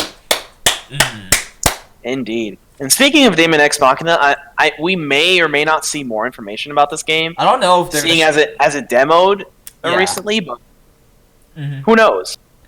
They might show But, more yeah. of it. They might show more of it, but Nintendo's weird. They because they showed Yoshi's Crafted World in 2017, but they Yeah. didn't show it in 2018. Very true. So I don't know if they're gonna show Daemon Ex Machina this year. Well, who knows? We may or may not get to see more information, but I do want to see more of it because I I would love to. I played a lot of the demo, and while there are some rough spots there, I did find a lot of tech to. And when I mean tech, I mean like fighting game tech, stuff like that. Techniques, high-end techniques that could really speed up kills and stuff like that. And For I sure. feel like that some people's negative reaction to the feedback was that they didn't really grasp everything inside the demo. Which isn't necessarily their fault. It's also kind of like the game's fault because the game also didn't really start off with the best default build for the best type of movement, I suppose. I suppose so. But either way, this is a game that I really want to see do really well because I think we're long overdue for a real time action mech game since Zone of the Enders. Definitely. Because Xenoblade X is my favorite JRPG of all time nowadays, but and I love X's combat, but it's not the scales. The scales are is not the strong part of the combat. It's the ground combat that's real good about Yeah, X. But definitely. and even then X's combat's not real time. I feel like That is true, yeah. I feel like that we need another real good mech game. That's not We Zone certainly do. That's and not I'm, Zone of the Enders. I'm really excited to see if Damon X Machina is going to live up to the hype, because it certainly got my. I don't think my it. vote. But the sad thing is, I don't think it is getting hype. I feel like it's gonna. I feel if it is gonna turn out to be real good, it's gonna turn out to be a sleeper hit. Oh yeah, for sure. And to a lesser extent, I feel the same way to Astral Chain. But this is also Platinum, and Platinum's built up a good reputation among the Nintendo community. So I hope they buy this and not just hype it up. Oh, Because just like how I get pissed off when people don't buy Metroid, I also got pissed off when people didn't buy Bayonetta and the Wonderful Yeah. 101. Because those are really good exclusive action games that Nintendo Agreed. fans, not a lot of Nintendo fans bought. And that really pisses me off. Like, okay, you're gonna boast about all these great exclusives Nintendo has, and they are great, Yeah. but you're not gonna buy all of them? Come on, dude. Yep, agreed. Now I know, But hey. I know different strokes for different folks, but still, come on, Yeah. come on. If And, you're really going to be savoring for new games, then buy these new games. God. Oh. Okay, so I just realized I have one more meme prediction for Nintendo and one actual prediction that is probably going to take a lot of people by surprise, because many people don't even know this series exists. But first off, I'm going to roll out the meme prediction. Okay. Persona 5 on Switch. Atlas says that they don't have any plans right now to bring it out. That's gonna happen when SMT5 gets put on PlayStation. Yeah. But they said they currently have no plans. That doesn't mean that it's the definite we won't put it out on a different console. I honestly hope Sega forces their hand, because Sega's financials were not good in recent. Yeah. recent But quarter. hey, again, that's just a meme prediction. I'm not going to touch too much on Yeah. it. It's just it's more of a joke / side want. Yeah. But my actual desire, because this isn't a prediction, it's more of a desire to see more information on this. Mm-hmm. And that is Etrian Odyssey on the Switch. Yeah. There has been word from Atlas that they they will are continue in it. series. I They don't are know. continuing the series. How is that even going to work on the Switch even?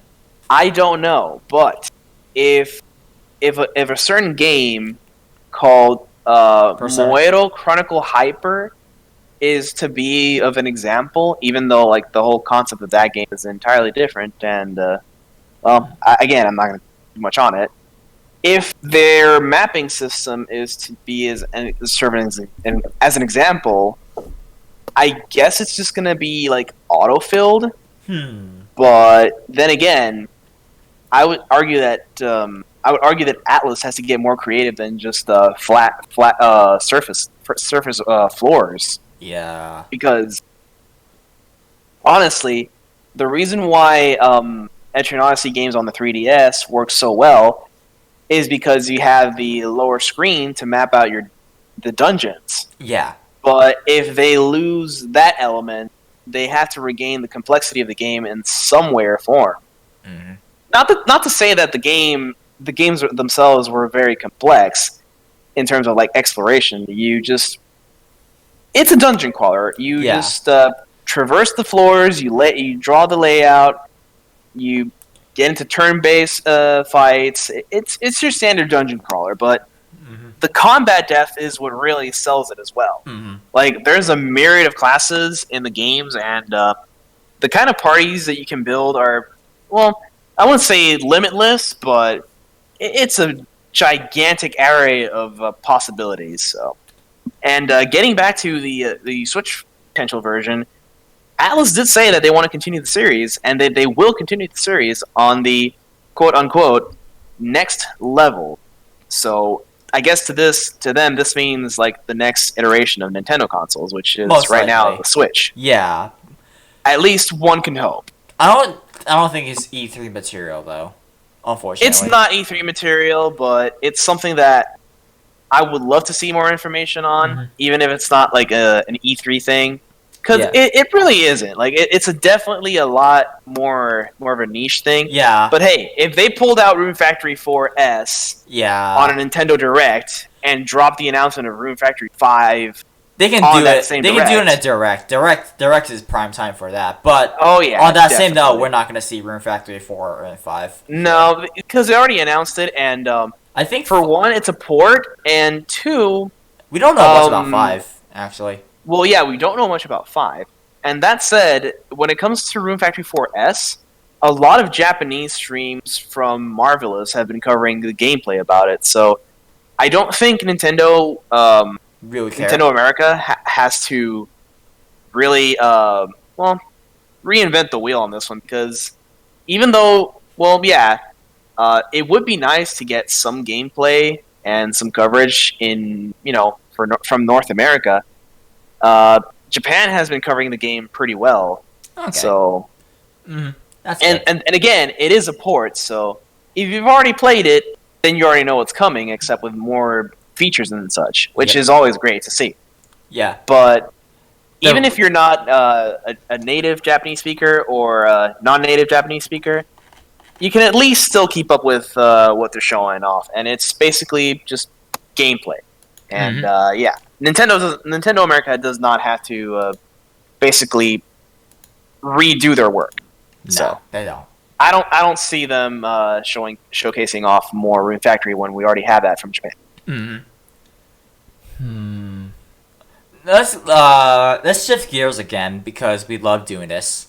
I want to bring up this one game, this one shooter that I consider the most non-Nintendo game.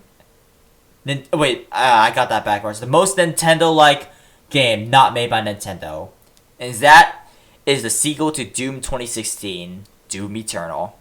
Oh yeah, I've heard a lot about of Doom Eternal. Oh man, Doom 2016 is. Oh, it's like Ambrosia from the heavens. It's Ambrosia?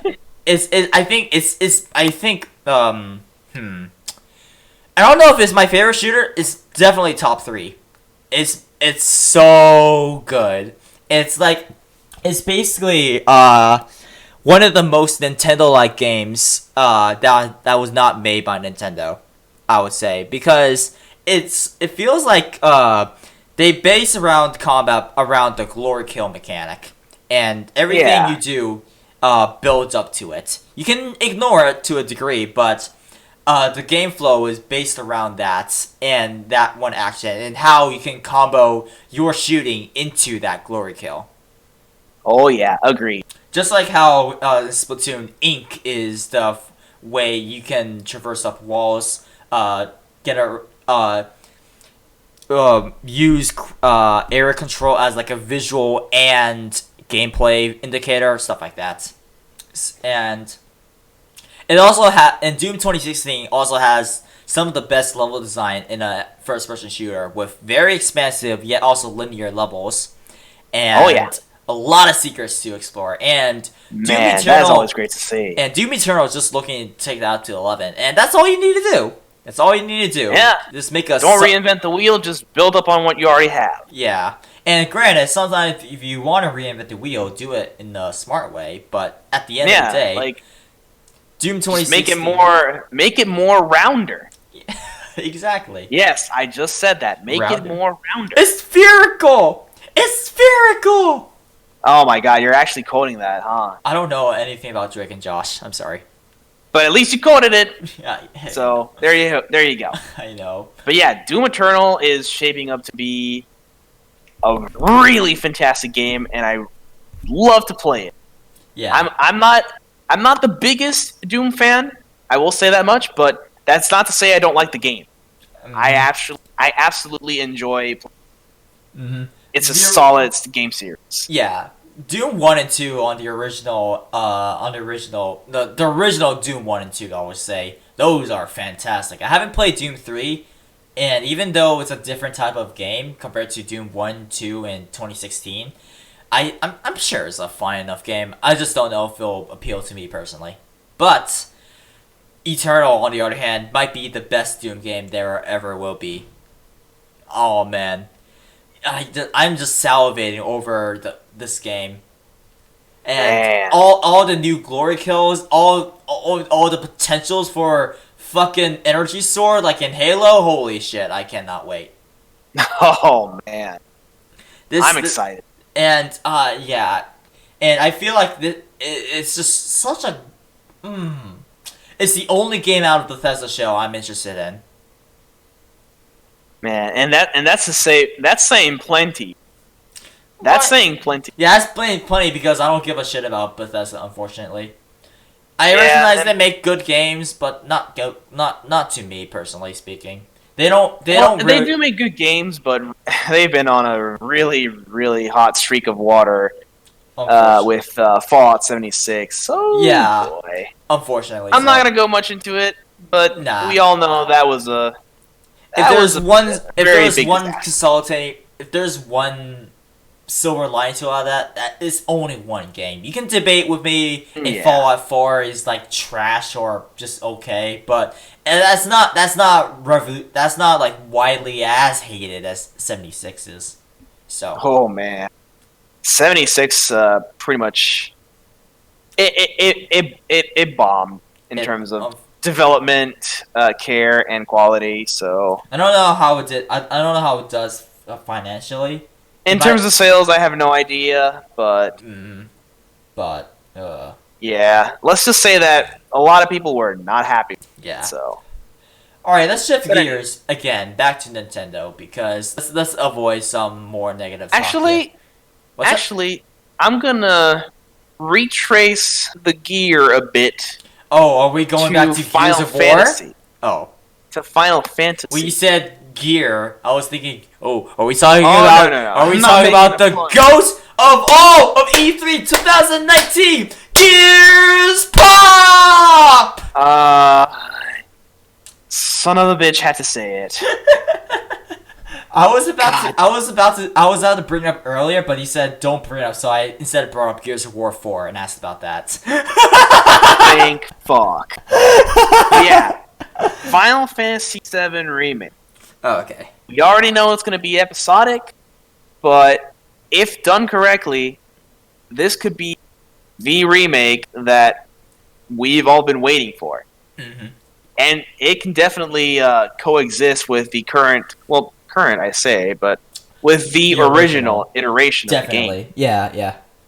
So Because this is like a Crisis Core. Like you played Crisis Core? Yeah, you say you played. I Crisis played Core. Crisis Core to the fullest, and honestly, a lot of people may have skipped that game for whatever reason they might have had. It But was on the PSP. Honestly, that's all the reason yeah, you need. yeah, it was on the PSP. I had one at the time. I got to play it because my cousin had it, and he gave it to me to try it out, and I honestly enjoyed the game. So, like in a weird way, for what it was, I actually did enjoy it. It had a very, very quirky leveling system. That much is true, but Okay. well, let me put it this way: leveling was kind of RNG based. So What? That makes no sense. it's kind of RNG based. I'm gonna look up the information right now. Oh, okay. So Because some people are drawing comparisons between Remake and Crisis Core. yeah, one moment. I will fill you in on this. Mm-hmm. Okay, so apparently it's not totally random, but let me see. Okay, I see. So it's RNG based, but it's not totally random. to the point of the game just completely deciding when you level up. It's just that the more EXP you get, the higher the chance of you level, which is kind of weird. Like, I've never seen a game system where leveling is entirely based on, just rolling the dice and winning. So, but even then, outside of that, Crisis Core was a pretty solid game for what it was. Okay. I guess I may be perhaps slightly blinded by nostalgia. I hear Crisis Core is good as well, and I'd love to play Honestly, it on my. though, it was a good game. I have nothing bad to say about it except that perhaps the assets were perhaps reused way too often. So, are you talking about from past games or just across the game? No, from itself. Like if you went on a mission and you they tended to reuse like the environment assets a lot. Oh, okay. So, because I thought this would be like Castlevania, where they reused like the same enemies between each game. Like, oh no, like how Castlevania Order of Ecclesia 2008 game would reuse like the same werewolf death animation and animation from Rondo of Blood, which came out in like the late 90s. Yeah, no, I'm only talking about environmental assets, which fair enough. is a minor gripe. Yeah, so that's not really. It's not really game changing in any way whatsoever. It's just a little. It's not lazy. It's just more of a. Could have been done a little bit better, but that's just a personal take on it. But yeah, in terms of excuse me. In terms of like comparing Crisis Core to the current Final Fantasy VII remake, all I can say is that I hope that the remake itself lives up to the expectation. And well, we know that's going to be episodic, but that's not. It doesn't have to be a bad thing. It doesn't have to be just bad. needs to be good. Yeah, it just needs to be good. That's it. It needs to be good initially. Otherwise, the initial reception has to be on point. I feel like that they're gonna. Something tells me that they're gonna do fine because they have the same combat planner from Kingdom Hearts 2, and everyone loves Kingdom Hearts 2's combat system. Kingdom Hearts 2 had a solid combat system, and if they're gonna go along with whoever made the combat system for KH2, they're gonna be just fine. Yeah. And again, it's Final Fantasy VII. We already know what happens in the game, so not much to talk about except the fact that it's going to be remade, and that, well, all we can hope for is that Square Enix delivers, and that the finished product is what players want. Because if it turns out to be, well, I don't want to say it, but if it turns out to be a flop, then all this clamoring for a remake and all the time that was spent on the game and all the time that people waited for it since 2006. Remember their initial PS3 reveal where they teased it then? Yeah. Oh man. Oh my god. Well, but yeah, all those years of waiting for over like 13 years down the drain. It would be such a damn shame. Here's a balls to the wall crazy prediction here for Final Fantasy VII Remake. What if they made a DLC that was a what if scenario where you could save Aerith? I was about to say, you know what? I wasn't totally off the mark with what I thought you were going to say. I thought you were going to say, what if they retcon Aerith's death? They cannot retcon that in the base game. If they retcon that, that would be the biggest insult. It would be an insult because it's unique among Final Fantasy games, except maybe 12. Except maybe 12 because 12 also has like a death involving one of the main characters close ones, I believe. I don't remember. I never played 12. I'm not sure. I haven't played 12, but I'm definitely considering getting it on my Switch. So yeah. But when people died in Final Fantasy 2, when people died in Final Fantasy 4, 5, 6, they were all old guys. 7 is Yeah, and is this one of isn't the, a spoiler, people. These are old games. I think the statute of limitations on spoilers is long expired. yeah, it's like spoiling Darth Vader's Luke's father when episode Imagine, 7 was imagine rolling being around. triggered by having been spoiled that fact in current year. Yeah. I think it is a shame that has been spoiled, but at this point, there's not much you can do about it. Exactly. It just became very, very recognizable. Like even Mhm. people that never played Final Fantasy 7 knows about that twist. That's how bad it has become. Yeah, true. But Hmm. actually, now that I think about it, we can now shift gears back to Nintendo. Yeah. But having said that, Are you what excited else for is there? are you excited for a 7 remake?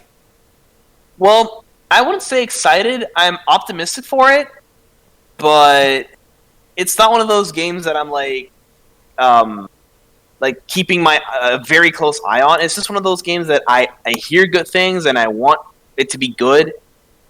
But right now, my attention is very Split.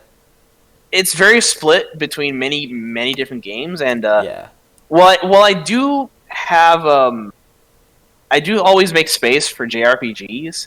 Yeah. It's I've already played Final Fantasy VII, so the Yeah. remake is not gonna it's not gonna be a make or break thing for me. It's more of a if it turns out to be good, I might get it.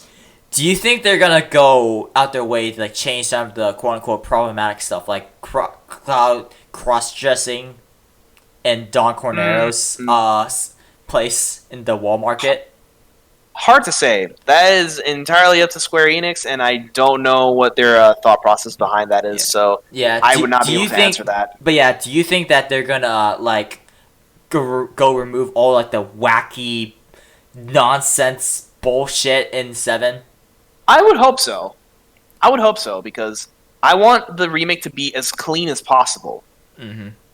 Quality of life changes made to the to applied to the remake are always welcome, and if they can make the game as clean and smooth as possible, then I'm for it. Well, when I say like all the weird bullshit, I'm kind of also referring to like a more endearing way, like the cloud cross dressing and all the and all the Oh boy! and all the big buff bodybuilders in I see what you. in his mansion. I don't. Yeah, I don't know if they're. I don't know. Ah, I don't it's know. tough. Like if they're going for a more serious, I guess, kind of tone, then they might. But you never know. They Final might Fantasy surprise Seven and, was a weird ass game. Fucking weird. It was, yeah, and maybe there's no denying. yeah, maybe It part was- of that is down to the awful translation, but Oh my god! That is something I will. I'm not gonna touch on that because while it is true, it would take me a while to just express how bad it was. Man, it had its fair share of problems. let's put it that way. But I guess, yeah. Do we have any other games we're excited about for going into E3? Well, in terms of E3, we may. Actually, I don't even know if we're even going to see Fire Emblem Three Houses because it's releasing soon. We might get like a small blurb of it, like a small. We might get some information about it. Just the direct is supposed to be like 40 minutes long. If they're not gonna spend like 28 minutes on it on like a one game, then I think they can spend enough time on it for a Fire Emblem. Like yeah, definitely, and it's going to release soon, so you know. There's already been a bunch of things said about the game, so they may just touch on it, not that much. We already know about the special edition that's coming out. Yeah, and all we're waiting for is for the release date. My only worry is that I hope it's less RPG and more strategy. And this is weird for me to say because normally I suck ass on strategy. However, this is a strategy game first and foremost. And at its roots, yeah. and I don't want there to you can just grind and then you just beat everything even on like the highest difficulties. I don't want stuff like that. I feel like that would Yeah, it would definitely take away from the strategy aspect. Because if you can just brute force everything, then yeah. there's no strategy involved, you know? Mhm. So, but yeah, I don't know. Like, we may get some information, barely any, but we might see some. Mhm. But let's see, what else do we even have left for Nintendo that we might even see? Marvel. Well, yeah, there's Marvel, but I'm sorry. I don't mean to demean those who like yeah, Marvel like Ultimate more power to those who are because fans of Marvel. I'm gonna be real with you guys. I know I think it looks for me, it looks standard for me, and I know that people love those type of games like X-Men Yeah, Legends of 1 and course. 2 and I mean, Marvel Ultimate Life. I've seen a few videos detailing some like game footage regarding the game, and it does look good. Like I can't really say much, but it does look like it's shaping up to be a good game. But again, I'm not a huge fan, so I can't really say much one way or the other. We're We're not Marvel fans, to be precise. We're not exactly Marvel fans, but that doesn't mean yeah. we don't want the game to be good Yeah, because we're we always encourage good games to be made well because at the end of the day, everyone if wins. gamers win, then companies win too. Yes, exactly. And if companies win, then they make better games, and then and then us as consumers and gamers, we win again. Or and they, the cycle or they sell out and then we don't win. Or they sell out and then we don't win, and then the companies have to make more. It's not always gonna end up in sunshine and rainbows. Not always, but as long as the games keep a standard of quality, then that's all we can hope for. Because yeah, exactly. You know. But anyway, is there anything left that we haven't even touched? There's Super Mario Maker. Well, Super Mario Maker. Well, we had the World Championship today. It was fucking hilarious. I can tell you that for free. If Mario Esports becomes a thing, I am so for this. I am 100% down, man. I would love to watch this actually be a thing because I don't know what it is about what they had today going on at the World Championship, but the energy at that stage was just... It was infectious. It was, yeah, like, it was just so good. Like, the casters were really into it. I was into it. I'm pretty sure that the competitors were really into it. Yeah. The audience was into it. Everyone there was really, like... I don't know, it was a really high energy environment, and really unlike other potential esports like competitive stuff, this is different in that it's like PvE in a way, but also not really. Exactly. The versus aspect of it isn't direct PvP. It's more so the fact that you're racing against someone else to complete something, faster than them.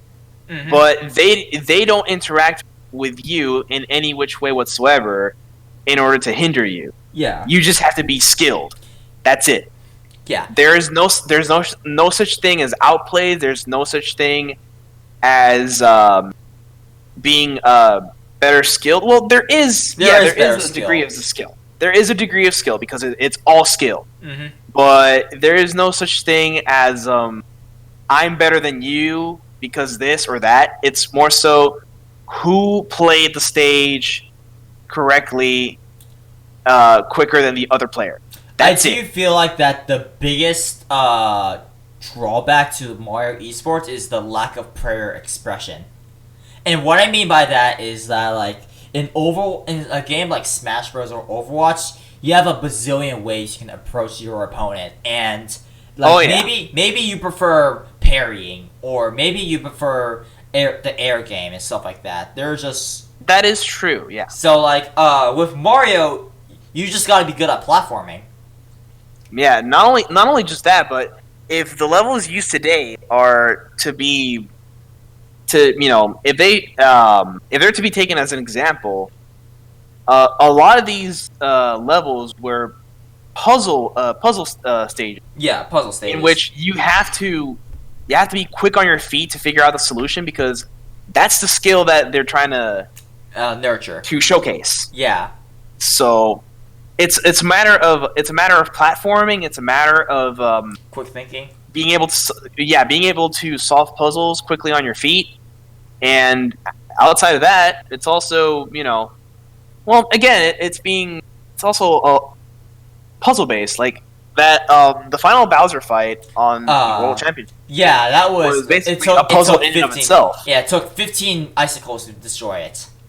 Yeah, exactly, and it's one of those things that you think, well, I can't get to the end, so what do? You destroy Bowser. Yeah, and that's part of the puzzle of the last stage. And if stages are going to be like puzzle stages where you have to think on your feet, with a mix of pure platforming stages where your platforming skill is basically the key to winning, then I'm for that. Yeah, I am. I'm really totally for that. Down for that. Because as long as the environment is set to have like that kind of high energy, high pressure stakes and such, then you have esports. Yeah, that's it. Yeah, I just hope that is naturally grown and not like something that exactly. Don't force. We're gonna force it by pumping a fuck ton of money in here. Exactly, and not just that, but and when it comes to things like for example, like Mario versus a thing like let's say Super Smash Bros. Like, yeah, it's a different kind of ball game where it's not ego at stake. Well, I wouldn't say ego, but it's like reputation at stake. Because in Smash Bros, it's basically who's the better player, who is the who will destroy the other player. Like, it's a different. Well, I guess in essence, you can say it works that way for both games, but it plays out differently. Because in Smash Bros, you are actively trying to defeat your opponent by, eliminating them. Whereas in Mario, you're just trying to reach the end of your stage faster than your opponent without interacting with them in any which way. You just have to be the better player. Yeah.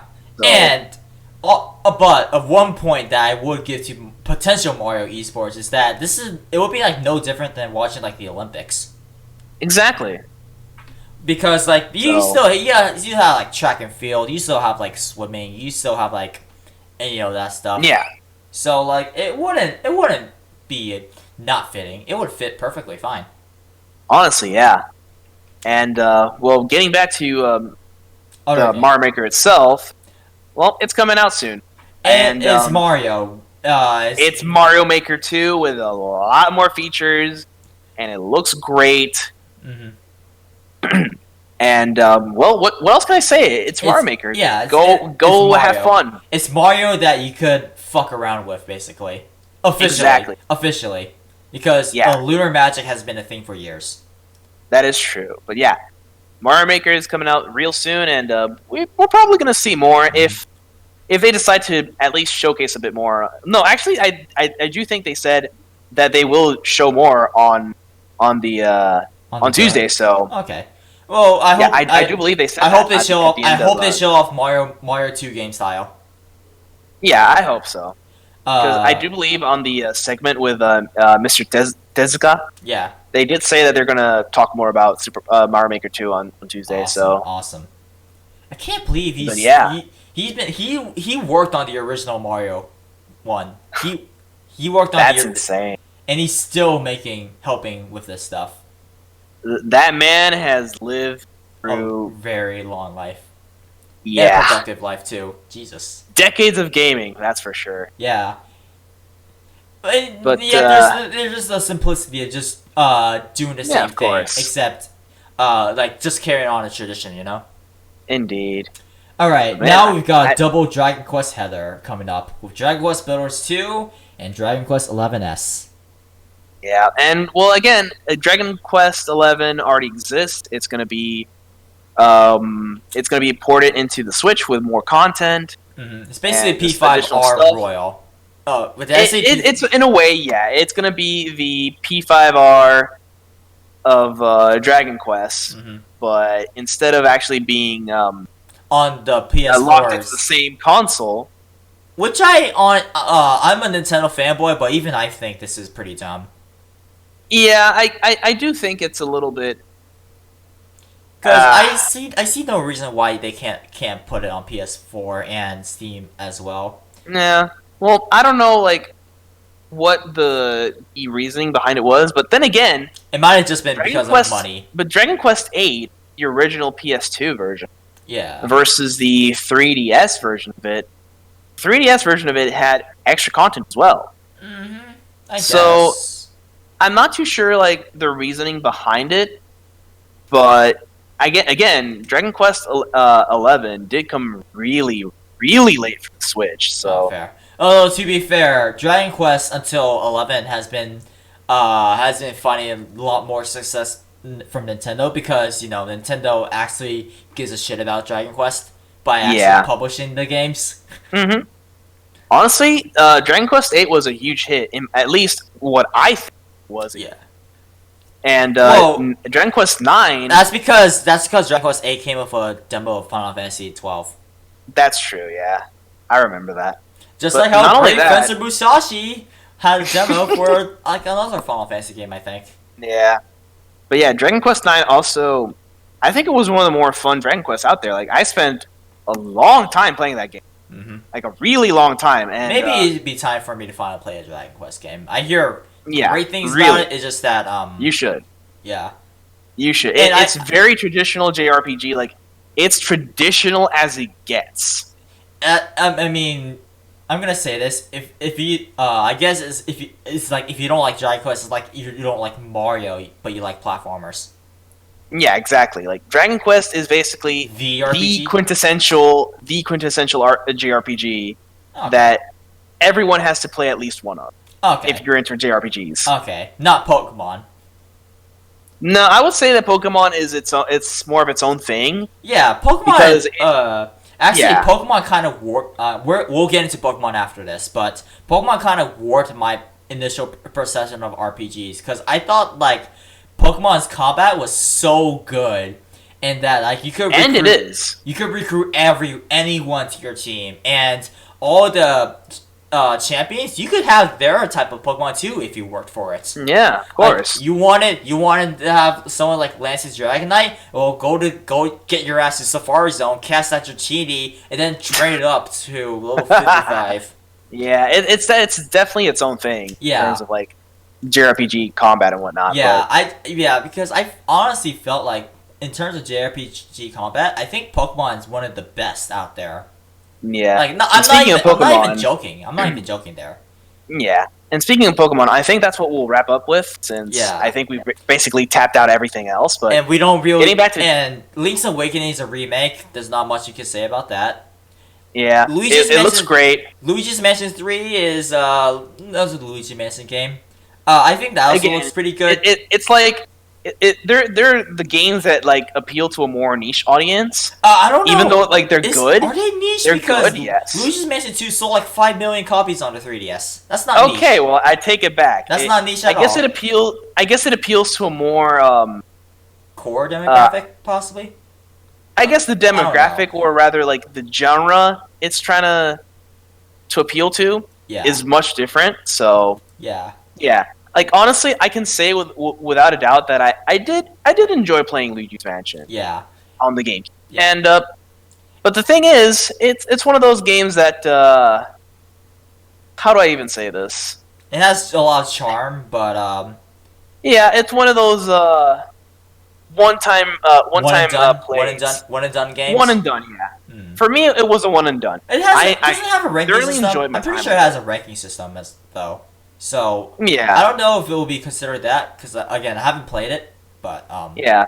But for me, it was a more of a one and done kind of deal. But still, I think that the Luigi's Mansion games are still very good, and there has to be a reason why they're so far along into Because the second game to the sold, third. like I said, the second game sold like 5 million copies. Yeah, and we're up to the third now, so they're Yeah. doing something right. So yeah. And before we get to Pokemon, is Animal Crossing getting a delay? Oh my god. Well, let me just say that if Animal Crossing gets announced as an official delayed product, the internet is going to To die. explode. I feel like those attending E3 they'll get run over and massacred. Yeah. Let's just get that out of the way. If Animal Crossing gets delayed, there will be a massive shitstorm. Goodbye, cruel internet. Yeah, pretty much. You're not gonna hear anything but Positive. oh my god, Animal Crossing got delayed for the next 3 weeks or so. Dude, just move over. Zelda gets delayed every time ever since Wind Waker. Oh my god, yeah. Hey, remember when Twilight Princess was supposed to come out in 2014? Yeah, I remember that. No, it didn't. It I came out in remember that. 2016. Remember when Yeah. Breath of the Wild was supposed to come out in 2015? Wait, Twilight Princess? Oh, I said Breath of the Wild. I mean, Okay, Breath of there we go. Twilight Princess is supposed to be 2004, 2016 said. But Animal Crossing, I don't know how they could evolve it and not just be New Leaf on Switch.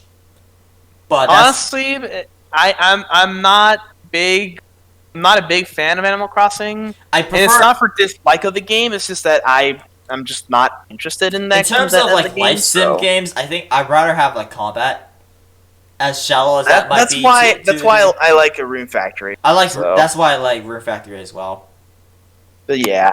But touching let's quickly now- on Animal Crossing, if it gets a delay, well, say goodbye to the internet for a while. Hunker down, boys. The missiles are Yeah. approaching. But Okay. yeah. All right. Pokemon. We're gonna end this discussion with the big juggernaut of the world, the biggest media franchise of all time. The Dynamax of all Pokemon. Sword and Shield. Well, what can I say about Sword and Shield that hasn't already been said by many, many people in the internet? Oh, It it's looks so fantastic. big. It looks fantastic, and Mhm.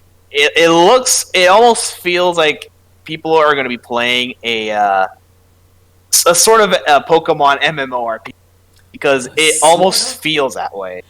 Raids. It has raids. It has- Almost feels that way. Hey, look, it has Yeah. it has co-op. I actually think that co-op. Oh my god! Imagine if it gets any post-game support. Imagine if there's like these super powerful Dynamax like pseudo legendaries that you can fight. That would be amazing. Imagine if you fight a Dragonite, and then you can fight like a Tyranitar, and then Metagross, and then a Salamence, and all that crap. Good grief. But Yeah. since this is like the beginning of the new generation, I don't expect. Unfortunately, I don't really know if I expect too much post game. Yeah, well, Because like it's- five was a start of not having much post game. I think yeah. compared to 4, Gen 4, where it had an entire new island to explore that was much more in depth than the entire eastern side of the continent. Of Yeah, Minerva definitely. and Black and White one. Mm-hmm. I agree. But I'm gonna get my fears and doubts out of the way first. I hope this game doesn't suffer from the Gen 6 problem, where they spent too much time focusing on the 3D aspect that they kind of forgot about the game itself. Yeah, the game balance was thrown out the window. It was, I honestly think the gameplay was fine, kind of, but Yeah, but the balancing and the leveling balancing. holy shit, I blame that on the EXP share. Yeah, that's very very. I was never like obnoxiously over level compared to everyone else. Everyone I talked to was like 10 levels higher. I was like, what are you even doing? I'm like only 2 levels. Am I playing the game wrong?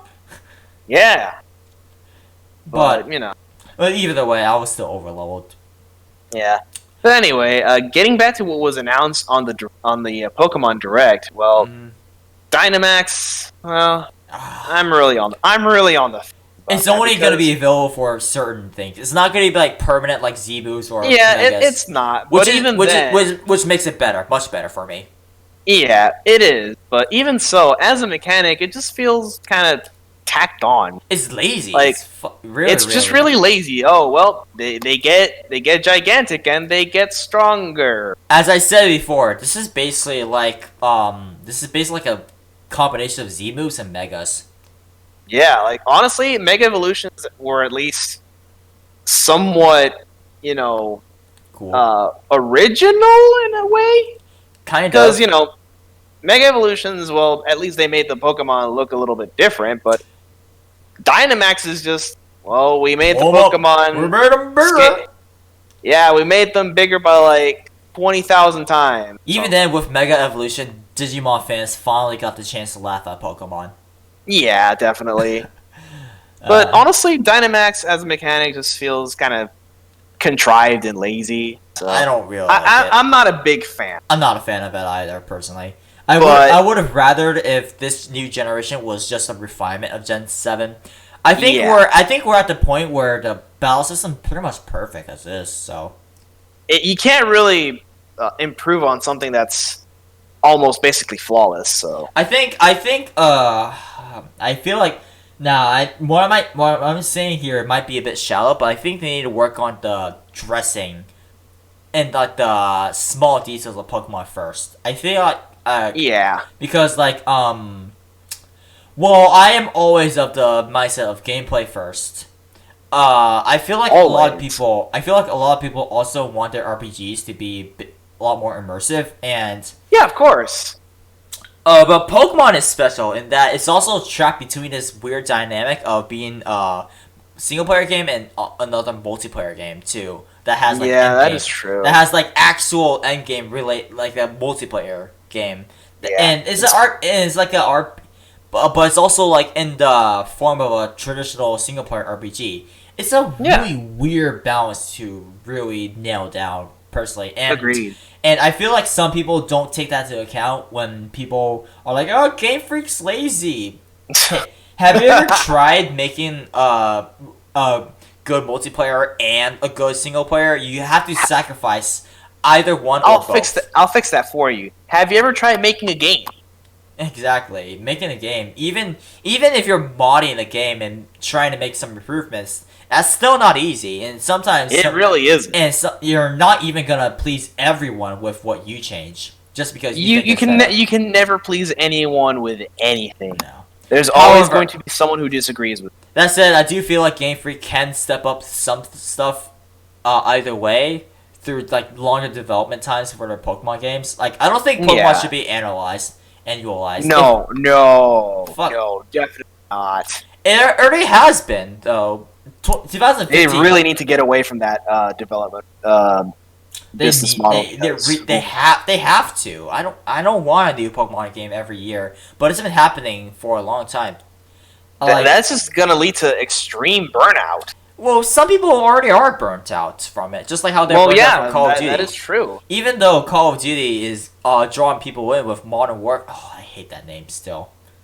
I also don't like it, but at the same time, they could have just at least tacked on a 4 next to it because Captain Price is in the game. Yeah, so. we forgot about talking about that game, but and I don't know if that's gonna make it to E3 though. It's gonna definitely be a Microsoft conference. I mean, one would hope so. Mm-hmm. I guess we'll like have a quick blurb after Pokemon Sword and Shield. We lied, guys. That won't be the last one.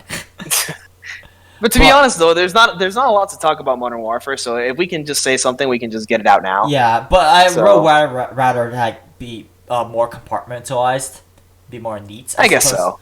So back to Sword and Shield. I just want them to not suffer the same problems Gen 6 in particular had, in that it felt very uneven and very unfinished. Like I felt like that they really wanted to expand for Z, a third version, but it never happened. And the story also suffered greatly, and This in particular pretty disappointed me because Gen 5 had overall pretty dang good narrative. For what it was, it's not like mind blowing. You're not gonna get anywhere Yeah, close. like you It's can't like, really do that much with something like Pokemon because it's like on par with Golden Sun, I would say, in terms of like a narrative. yeah. Well, at least the Golden Sun narrative goes a bit more deeper than It's just deeper your it's deeper than your traditional Pokemon. Yeah, and to be fair, Gen 5 also went a bit deeper.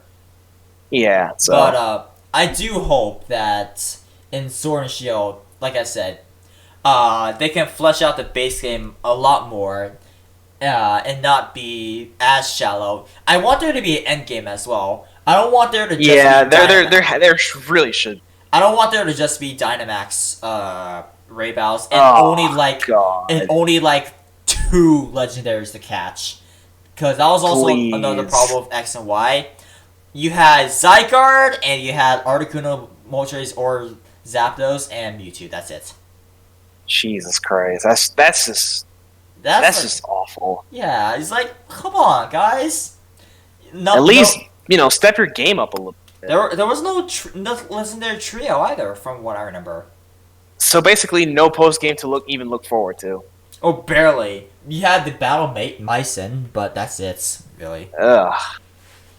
Oh well. I don't hate Gen 6. I still do enjoy it, but it's my least favorite generation of them all. Yeah. Like I'd rather play Generation 1, unfortunately. Yeah, and even then, Generation 1 is extremely outdated. Mm-hmm. And buggy as fuck. Yeah. I know how to avoid all the bugs today, but no. Oh well. Maybe I'm being unfair on Gen 6, but honestly, no. It's a fair criticism, to be honest. Possibly, but even then, it's not like older games are just as that are way more broken or any better to be. Yeah. So it's like a tough little tightrope to walk. Indeed. But what else can we even say about Pokemon Sword and Shield? Well, there is the wild area. Random encounters are now dead. Yeah, kind of. Maybe the traditional routes are still going to be there, I think. Yeah. So I wouldn't say goodbye to random encounters just yet, but I think they're gonna go with both in this game. Well, and I don't know. I think it's still an interesting concept. I hope that the wild area connects all the so it's like it would be like open world, but the progression will still be linear. You can just go you can go places. That's true. And one last thing I would like to touch on from Pokemon Sword and Shield, because that's really all I can think of right now, because there hasn't been shown much of anything else, is the fact that the game world looks just amazing. Oh man, it looks so good, dude. The game world looks spectacular. Yeah, I don't understand why people are calling it a 3DS game. Have you seen a 3DS game?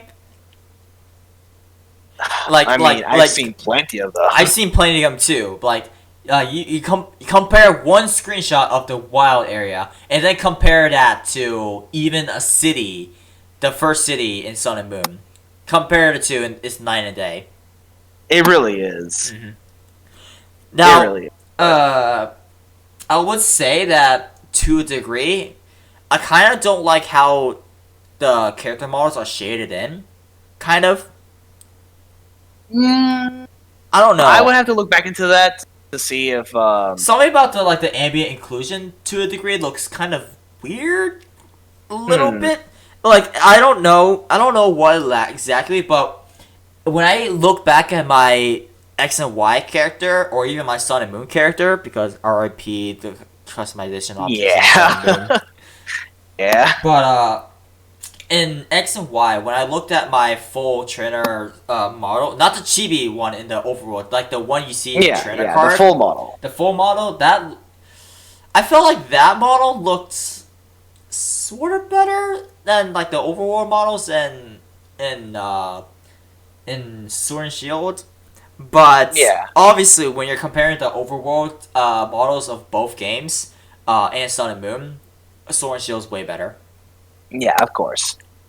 But yeah, That's all I really got. That's all I really got. I got one more thing to say. Yeah. I'm gonna get a Corver Knight on my team. Who is it?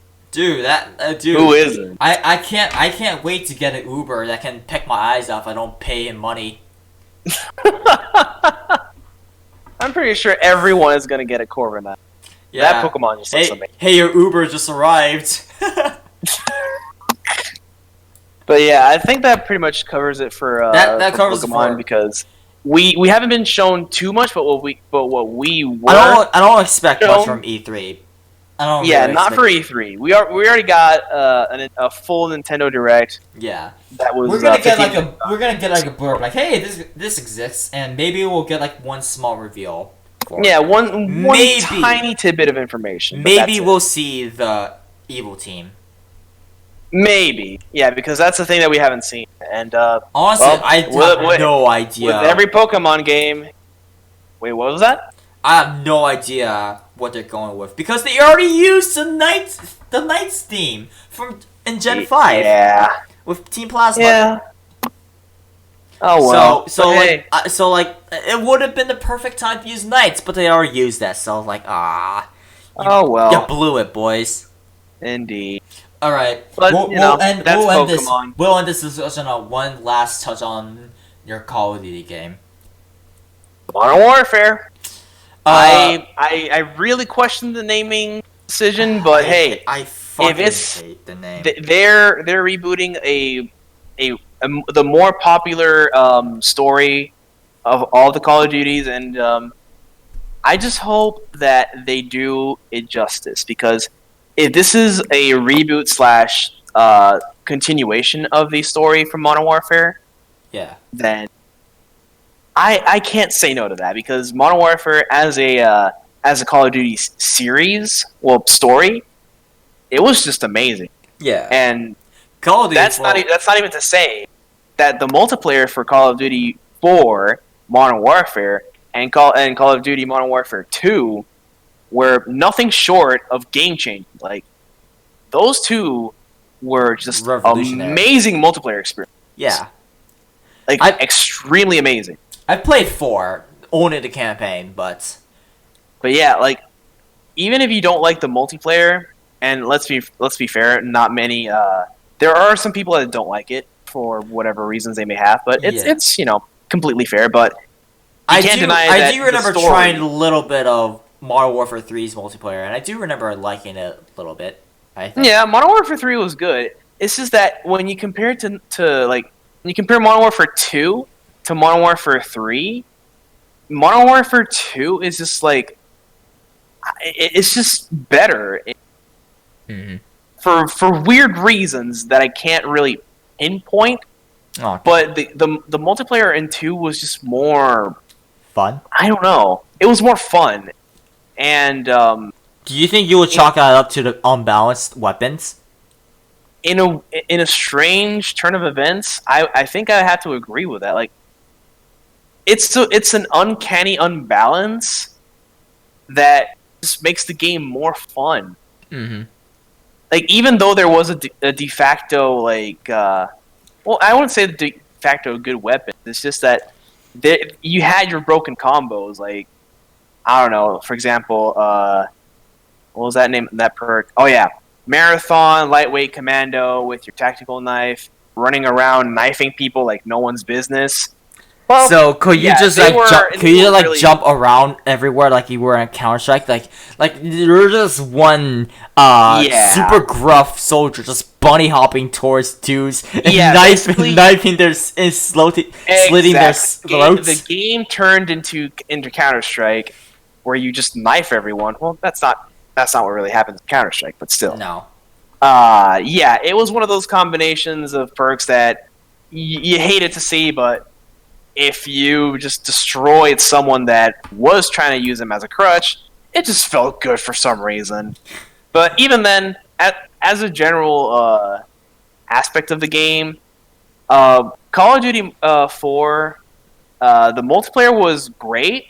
Perhaps I would say, as far as it was, what's the word I'm looking for? it's not that it was basic. It's just that it was it had how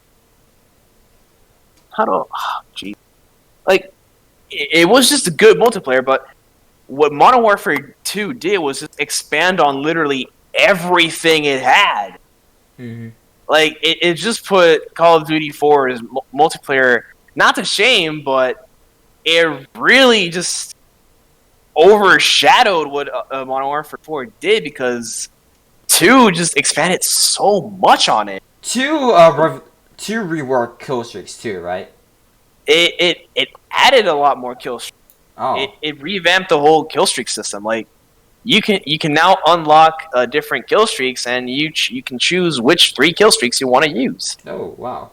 And everyone went for the nuke, eh? So yeah, but getting back to like the sole reason why they're doing Modern Warfare, the new one, is more so for the story. Yeah.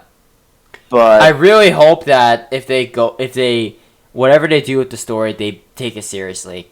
Because if they're selling me on this epic groundbreaking story in Call of Duty, then you better deliver. If you said nothing, then I'll just assume, it's just Call of Duty campaign. I'll enjoy it. But yeah, exactly. But if you're hyping it up directly, then you better bring something good to the table. Like they showed off Captain Price, and if anyone who's ever played Modern Warfare knows who Captain Price is. Mm-hmm. So it's not the same voice actor. I is it the same voice actor? No, it's not. He retired. Well, the old voice actor retired, but it's not the same.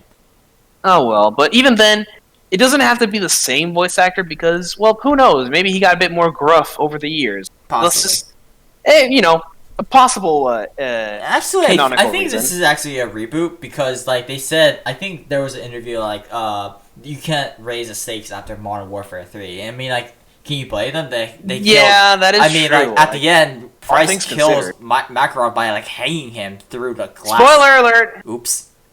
Again, statute of limitations.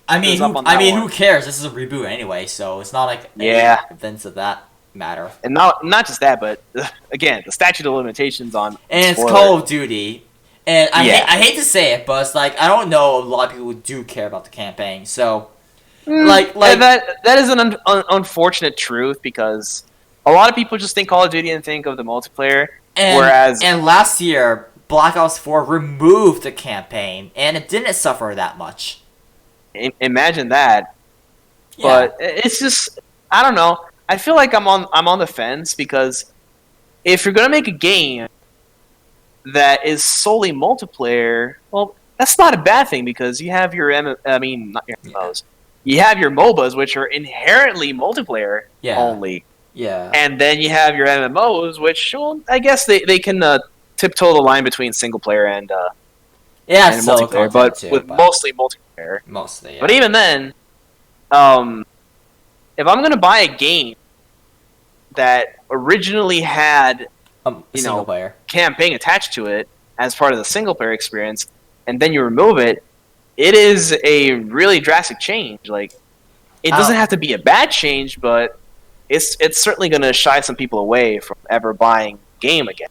Yeah, I don't know because there is an audience for the single player, and there is a much possibly larger audience for the multiplayer. But that doesn't mean that the audience for single player doesn't exist. Yeah, exactly. It's just that a lot of people tend to gloss over the campaign and not really pay attention to it because. It's a either thing. Yeah, it's a one and done thing, or they just play on the easiest difficulty and just steamroll through everything and barely even give any attention to what's going on. So fair enough. A lot of details out, but that's not. It's more of a personal thing with whoever decides to play it. But it's Modern Warfare. It's getting rebooted. I hope they deliver. And I don't think I'm gonna get that's it. I don't think I'm gonna get it because I'm just waiting for MCC, really. Fair enough. Like you don't have.